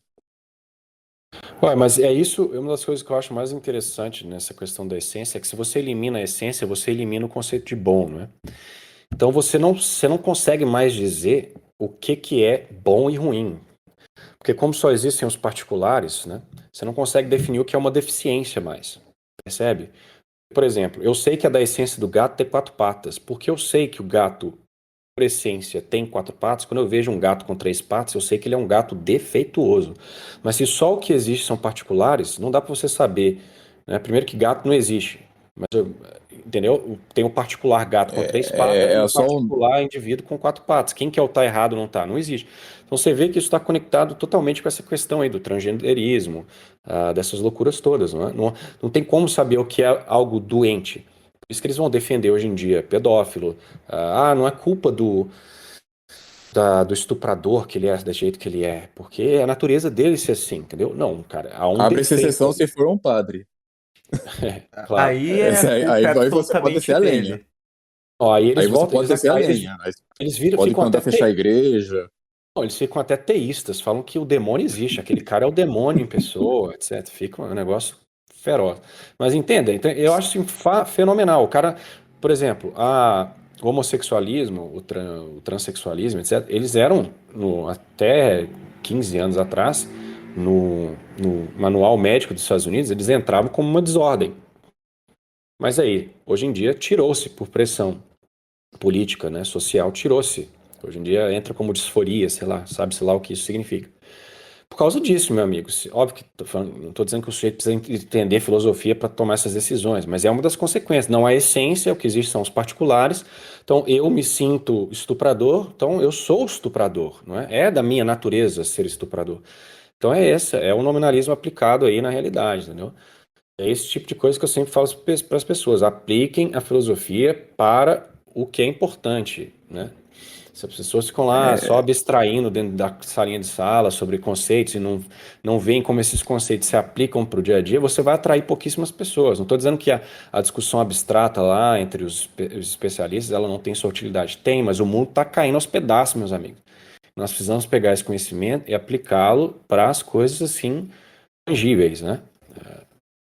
é, agora cabe explicar, né, como é que, tipo, como chegou. Porque as pessoas que, por exemplo, que defendem o aborto, não falo isso de ativistas, eu falo de gente comum mesmo. Se você pega uma pessoa comum que está andando na rua e perguntar para ela se ela defende o aborto, ela pode até dizer que é contra, só que depois vai dizer que é a favor em certos casos. Agora, pergunta-se como se chegou a isso, né? Porque a pessoa ela não estudou filosofia moderna e chegou a essa conclusão. Cabe lembrar que o ser humano, ele aprende a maior parte de suas coisas, ele conhece pelos sentidos, porém ele aprende o que a coisa é por meio do que nós chamamos de autoridade docente, entendeu? Nós não sabe, por exemplo, a gente pode nunca ter ido para a Antártida, mas a gente sabe que a Antártida existe por meio da autoridade docente. Algum professor de geografia nos ensinou, ou a gente leu em algum livro, ou viu na internet, mas de alguma maneira essa informação chegou até nós. E é bom lembrar que o ser humano, ele por ele ser racional, ele tem é um corpo com alma racional, nós temos um corpo animal com potências animais, temos ali os apetites concupiscível e irascível, mas também nós temos o apetite intelectivo, que é a vontade. O que a vontade faz? A vontade nos move a buscar aquilo que o intelecto apreende como bem. O intelecto ele precisa aprender tal coisa como um bem para querer essa coisa. Agora, se o que a pessoa aprende por meio da autoridade docente é uma coisa errônea, ele vai aprender o bem como uma coisa erroneamente o que é o bem também. Ele pode aprender uma coisa má como bem. Agora você vê nas escolas, as autoridades docentes ensinam coisas perversas. Vão falar mal da religião, vão querer relativizar a moral, e outras coisas. Isso vai causar o quê? Uma deformação da consciência e a pessoa que está com a consciência deformada por causa das autoridades docentes, mas vão começar a defender coisas como o aborto, esse negócio de transgênero, entre outras coisas aí. Vão achar que sodomia não é um pecado que clama aos céus por vingança, mas é apenas uma opção de sexualidade. Ô, Luciano, e uma coisa sobre a autoridade docente, se é que ela exista hoje, não? Ocorre que, ao mesmo tempo em que nós admitimos que a verdade não existe, entrando numa evidente contradição, afinal, quando nós propomos que a verdade não existe, nós teríamos que levar em conta que essa afirmação é verdadeira e todas as outras não são, por alguma decisão arbitrária, por exemplo. Mas, Sim. enfim, quando as próprias autoridades elas se eximem dessa capacidade de poder discernir entre o bem e o mal, quando elas não sequer admitem que esses conceitos existam, ocorre em que nós vemos que a educação atual, ela já não se trata mais de sequer passar conteúdo doutrinal. Na realidade, a doutrina é apenas uma desculpa, por exemplo, um pano de fundo para, então, as opiniões subjetivas, tanto dos professores quanto dos alunos, poderem circular livremente pela sala de aula. E o que vemos hoje, por exemplo, como o que o governo prioriza? Mais tempos de aula, estar já na sala de aula, por alguma razão, já implica em estar numa situação melhor do que quem não está. Mas o que ele está tendendo com tudo isso? Ele já não tenta mais ensinar aos alunos, por meio da autoridade docente que o governo exerce junto aos professores das escolas, qualquer doutrina, mas sim eles buscam apenas socializar. É tudo sobre a socialização, sobre os afetos. Os professores, na sua maioria, eles já não nem objetivam mais a transmissão do conteúdo. Isso é apenas uma desculpa imediata para poderem então dar as suas aulas, que nada mais são do que as suas próprias opiniões e as suas próprias reações. Porque o que é a sala de aula hoje, senão as ações e reações dos indivíduos que ali estão presentes, socializando entre si, para então gerar, por exemplo, afetações positivas ou negativas sobre certas figuras históricas, sobre certas doutrinas, etc. Por Aí você, exemplo, você vê filosofia, por exemplo, não ensina mais filosofia. O que ensina é a história da filosofia.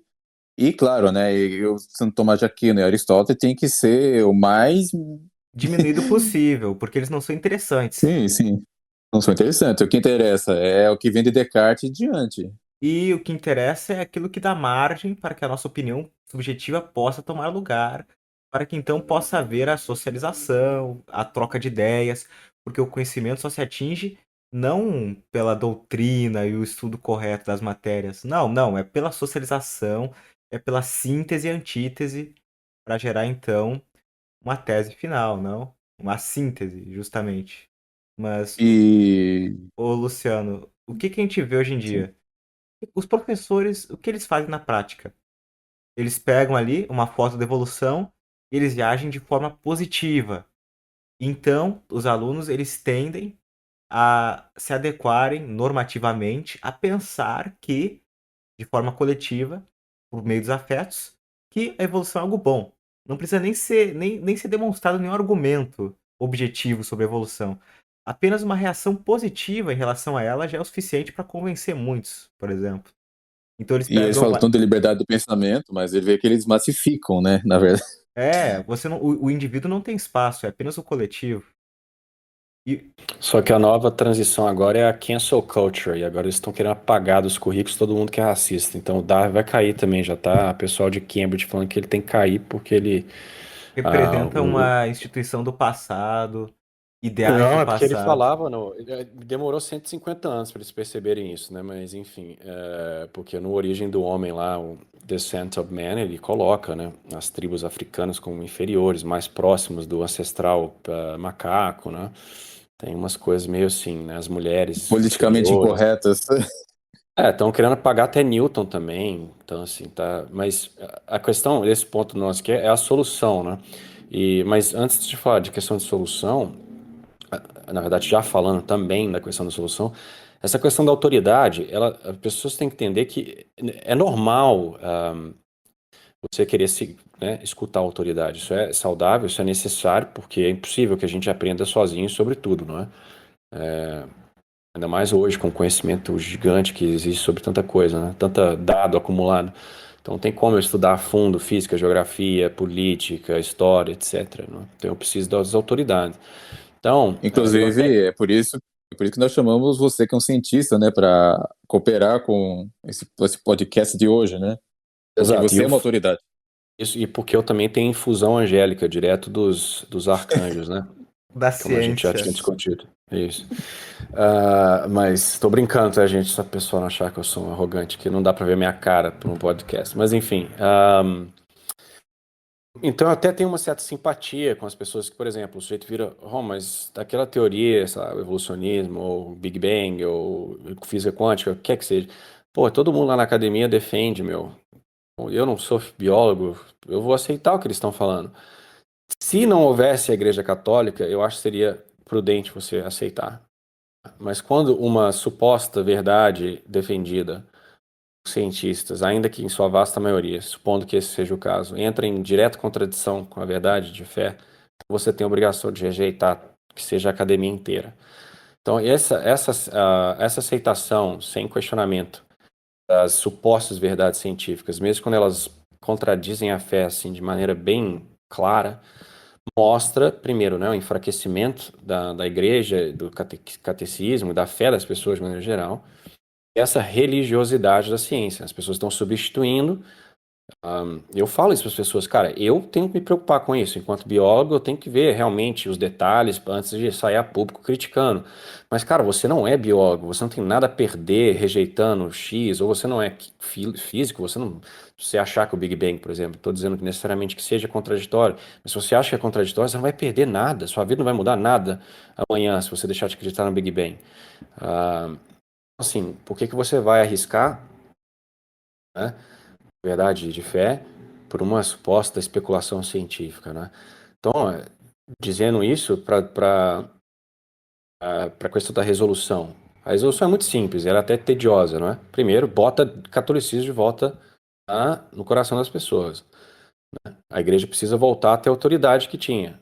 Ela não tem, hoje em dia está fraca, enfraquecida, não é? Eu acho que se houvesse um Papa Santo hoje, ele já teria condenado várias dessas teses científicas aí logo de cara.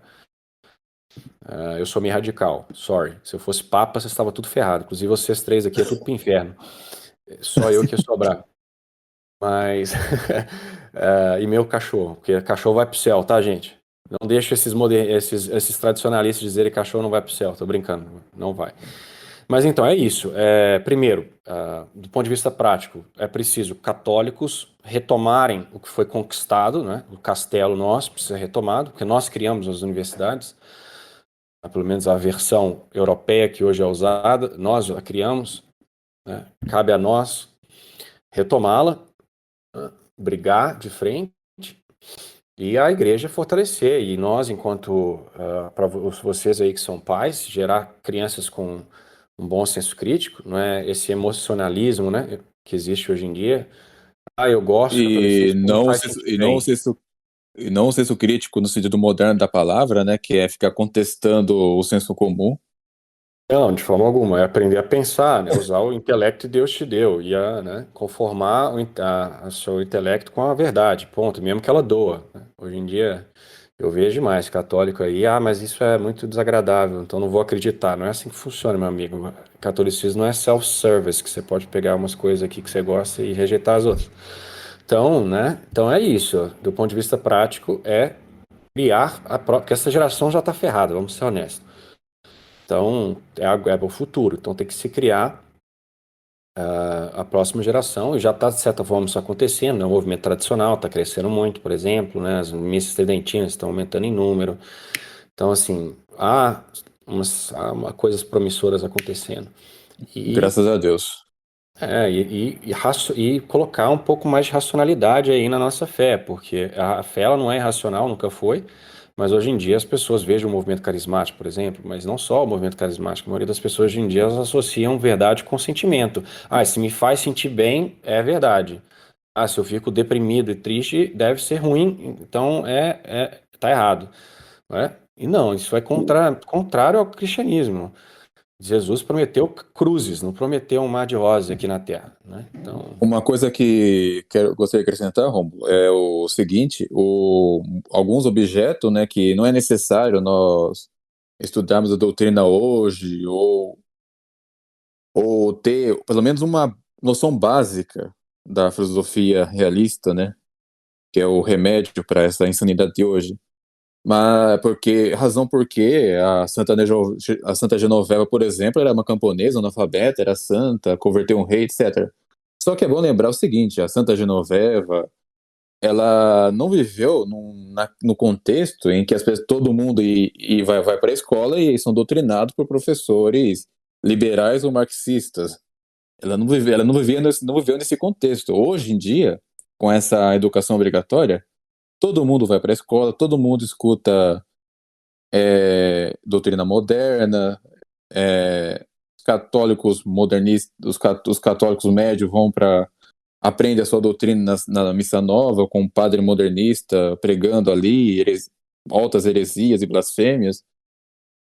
Então há sim uma necessidade do católico hoje, católico comum hoje, estudar. Não estou dizendo que para se tornar um perito no tomismo, tipo um Garrigou Lagrange, não.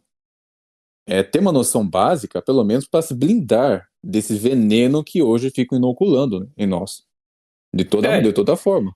E saber o catecismo bem, cara, porque olha, ainda que a pessoa, porque não é todo mundo que tem condição de estudar um tomismo a fundo, né? Mas a pessoa, se ela tiver com a boa fé, a oração em dia, ela tiver vivendo o senso comum, entender a sua fé, cara, entendeu? Você tem que ver pessoas ignorantes, meu, que sabem muito pouco e elas têm uma noção de realidade muito maior do que um cientista do MIT. Eu falo para as pessoas, eu tenho por exemplo, se eu fosse ouvir a opinião, eu sou uma pessoa, eu vou começar uma fazenda agora. Se eu tivesse do meu lado um bioquímico ou um geneticista que trabalhou com genética de plantas por toda a vida, por 20 anos, lá no computadorzinho dele, e um fazendeiro, para me dar sugestão de como criar sei lá, fazer uma agricultura ali de alguma planta específica, e os dois me derem sugestões antagônicas, eu vou acreditar no sujeito que viu a realidade e lida com ela no dia a dia. Não estou dizendo que isso vai funcionar 100% dos casos, mas o que eu quero dizer é o seguinte: por exemplo, o sujeito não O precisa fazendeiro estudar. já vive a prática lá, né? O geneticista, às vezes, ele nunca viu a planta que ele estuda, né? Ele fica lá vendo a sequência genética no computador, entendeu? Ele está completamente abstraído da realidade, né? Que é o mesmo erro que eu denunciei de alguns tomistas. O cara esquece da realidade, e fica lá lidando com coisas meio idealizadas. Mas, enfim. Mas o que eu quero chegar é o seguinte, por exemplo, o sujeito não precisa, por exemplo, estudar biologia a fundo, ter um doutorado, para chegar à conclusão que evolucionista está errado. Ele pode, primeiro, usar o senso comum. Segundo, se ele souber o catecismo da igreja, a igreja sempre falou, todos os padres, todos os santos sempre aceitaram a criação de Adão e Eva, pelo menos, mas 99% dos casos, toda a criação, né, ex nihilo, ou, né, ainda assim, criação especial, mas usando, sei lá, água, etc., mas somente Deus pode criar uma nova essência. Então, assim, aí eu escuto dessas pessoas o seguinte, ela vira e fala, Romulo, como é que eu posso acreditar, sabe, um animal surgindo da água, assim, do nada, ou dando um peido e aparecendo, assim, de repente, do nada. É muito difícil de aceitar isso. Eu falo, pera lá, mas você vindo do ameba ao longo de milhões de anos, é fácil de aceitar? Como assim? Você ser primo de um chimpanzé é fácil de aceitar? É mais agradável a sua razão, isso daí? Então, assim, se o sujeito tem uma fé forte, ainda que ele desconheça, não estou dizendo que isso é ideal, é óbvio que ele tem que compreender. Mas algumas vezes, cara, por exemplo, a questão da origem. A questão da origem não dá para saber como. Você tem Gênesis, pode filosofar sobre como a criação se dá, como que Deus, enquanto causa, funciona, mas não dá para você ir lá e ver como que um ser veio a existir pelo poder de Deus. Bom, há um limite. Isso é revelação.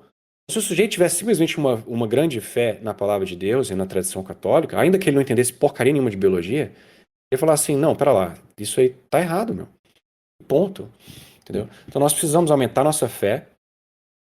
Tá? Eu acho que nesse aspecto, não estou defendendo protestantes aqui, mas eu acho que os católicos algumas vezes esquecem, colocam a Bíblia um pouquinho de lado, acho que não, quase que traz esse modernismo para a Bíblia. Não, nosso conhecimento da Bíblia vai melhorando ao longo do tempo, mas vira uma coisa muito, muito exagerada.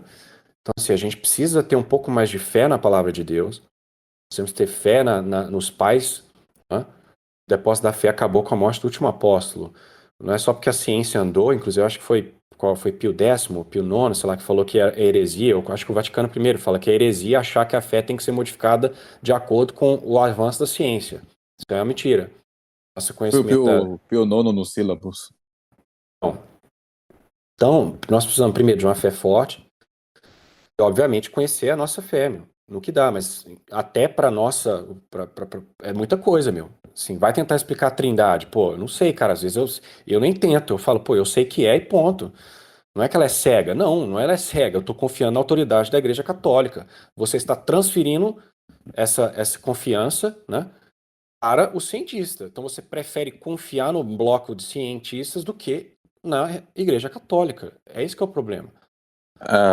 É bom lembrar que o Santo Tomás de Aquino, na primeira questão da Suma Teológica, agora eu não lembro qual artigo, mas ele disse que a teologia sagrada é a mais certa de todas as ciências, porque ainda que digam que o argumento da autoridade é o mais fraco de todos, só que a teologia é baseada na máxima autoridade, que é Deus. Então, Deus não pode enganar nem enganar ninguém, e ele é o ser perfeitíssimo. Então,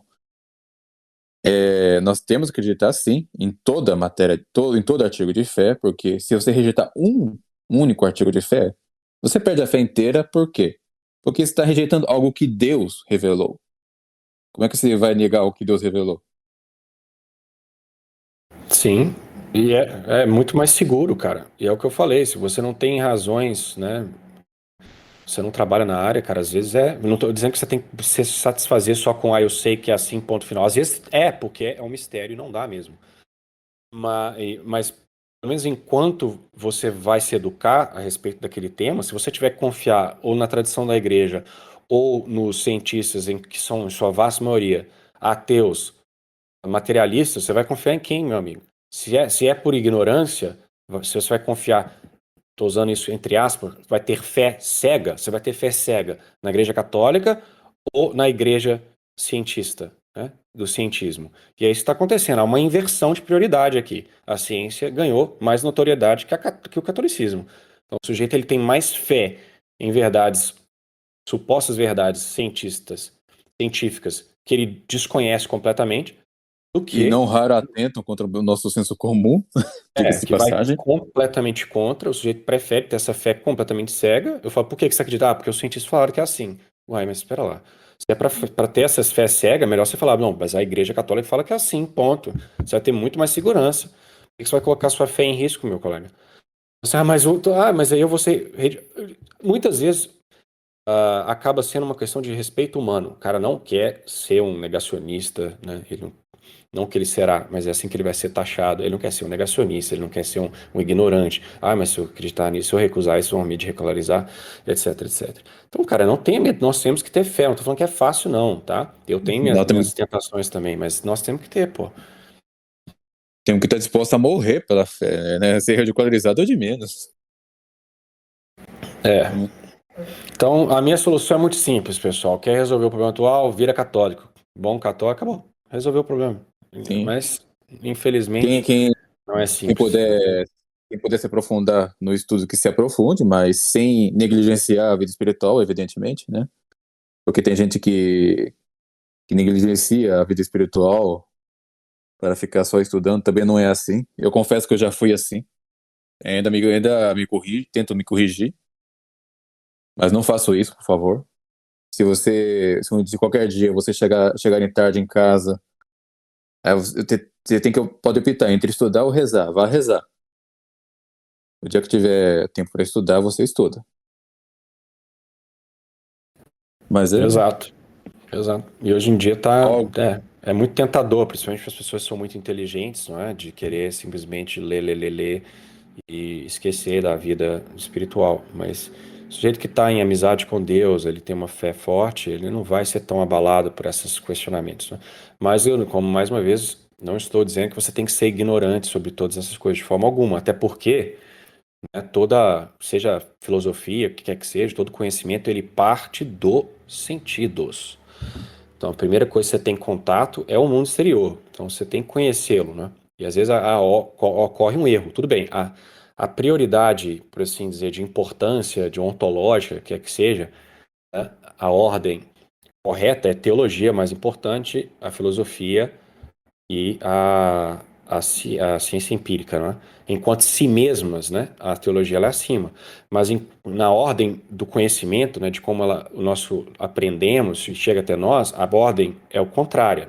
Primeiro vem a ciência normal, né, porque o que a gente está vendo primeiro são os sentidos, entendeu?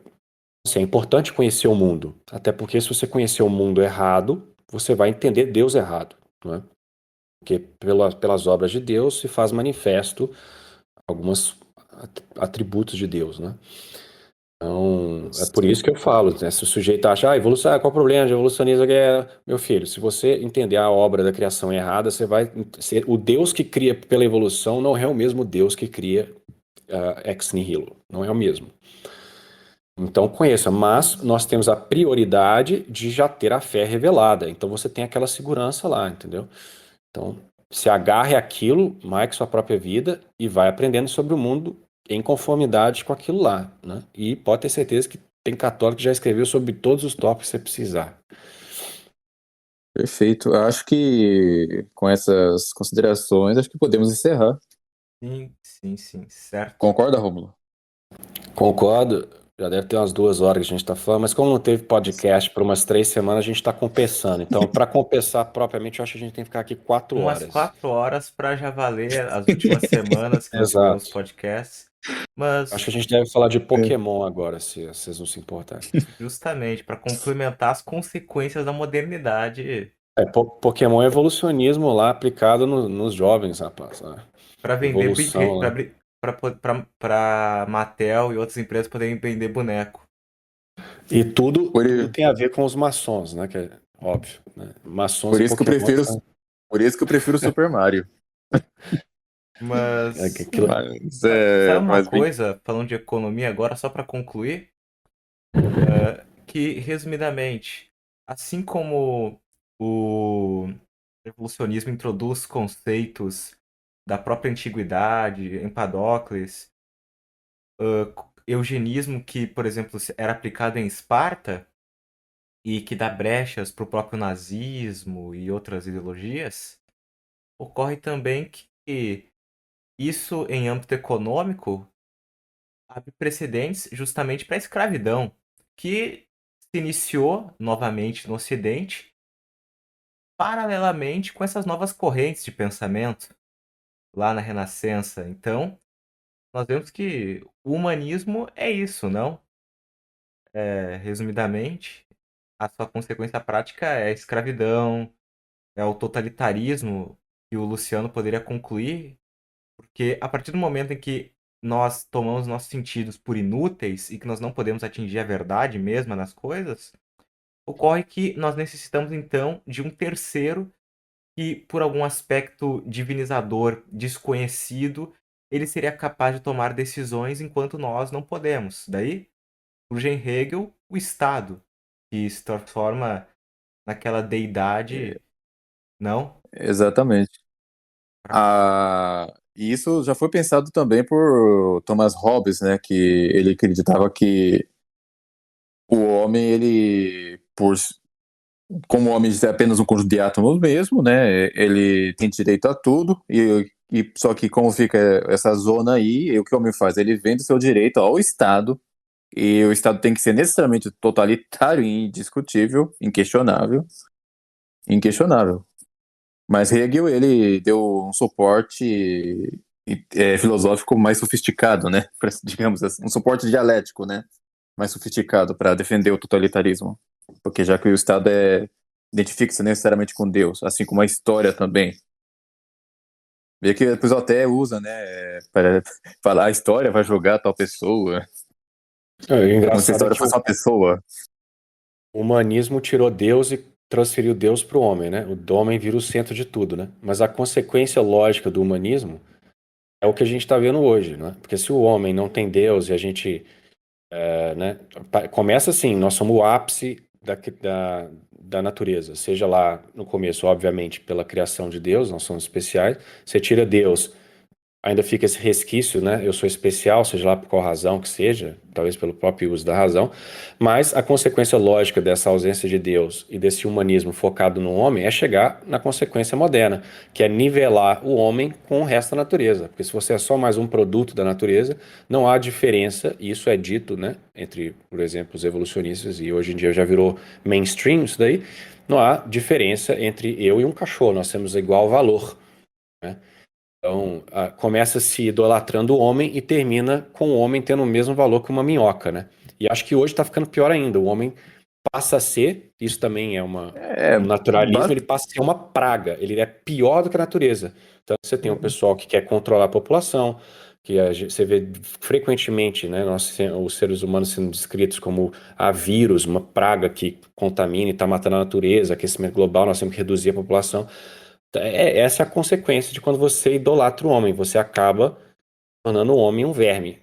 E É até nós engraçado. precisamos de um governo Ou mundial. abaixo do verme. Né? E, como diz o próprio Chesterton, onde há culto aos animais, existe sacrifício humano. Como se vê, por exemplo, a partir do momento em que quebrar o ovo de um animal considerado em perigo de extinção é, poxa, inafiançável, um monstro. Mas abortar não, é corriqueiro, cotidiano, aceitável, necessário. Eles criam reservas para proteger ovos de tartaruga, entendeu? Até mesmo dos predadores naturais dessas mesmas tartarugas. É um Ou negócio, seja, eles não deixam a é um própria negócio meio natureza insano, acontecer. entendeu? Mas mesmo lugares onde fazem essas coisas, são os mesmos lugares também que tem aborto. Aí você vê. É bizarro. Se eu quero entender errado, não sei se eu entendi errado. Vocês estão dizendo então que o ser humano tem mais valor que uma tartaruga? É isso mesmo? Absurdo. Ô Rômulo, Absurdo. e aquela notícia da tartaruga homossexual? Qual a sua conclusão sobre aquilo? Eu acho que tem que perguntar para tartaruga. Eu acho que eles, né, tentaram né, como é que fala? Assume my gender. Como é que eles traduzem isso em português? Did you assume my gender? Como assim você vai definir o gênero da tartaruga sem perguntar para ela primeiro? Você Ela consentiu? pressupôs como Você. sem me perguntar Mas antes. Ué, vai que ela é bissexual e não é, né, homossexual. Vai que ela é trans. Ela era mulher. Enfim, eu acho que tem que consultar. Não coma os ovos dela. Seja ovos gays ou não, você não pode comer porque é pecado na nova religião cientista, tá? Os Você é sacerdotes de uma praga. jaleco. Isso. Então, Mas é bom isso, gente. bom saber que eu era padre desde 2010, sei lá, minto, eu formei em graduação em 2013. Então, desde 2013 eu sou padre e não estou sabendo. Então, vocês, por gentileza, façam uma oração aí, me idolatrando depois desse podcast. Se quiserem se ajoelhar, eu vou começar a vender Indulgências. figurinhas minhas, indulgência e figurinhas minhas. E vocês são todos vermes que deveriam ser eliminados. Eu dou apoio ao Bill Gates. Bill Gates é meu amigo. É o profeta da nova religião. E eu já tô vendo um desgraçado cortando esse pedaço da minha frase do podcast e colocando em algum lugar e falando lá, ó, Rômulo e o Bill Gates são brothers e ele estava propondo controle populacional. Mas é isso, gente. Podemos encerrar. Perfeito. Podemos. Então, muito obrigado ao Rômulo, muito obrigado ao Luciano por terem vindo aqui falar sobre esse assunto tão interessante. E, como sempre, caso tenham alguma dúvida, enviem um e-mail para tedtalk@mail.com. Então, muito obrigado a todos e até a próxima.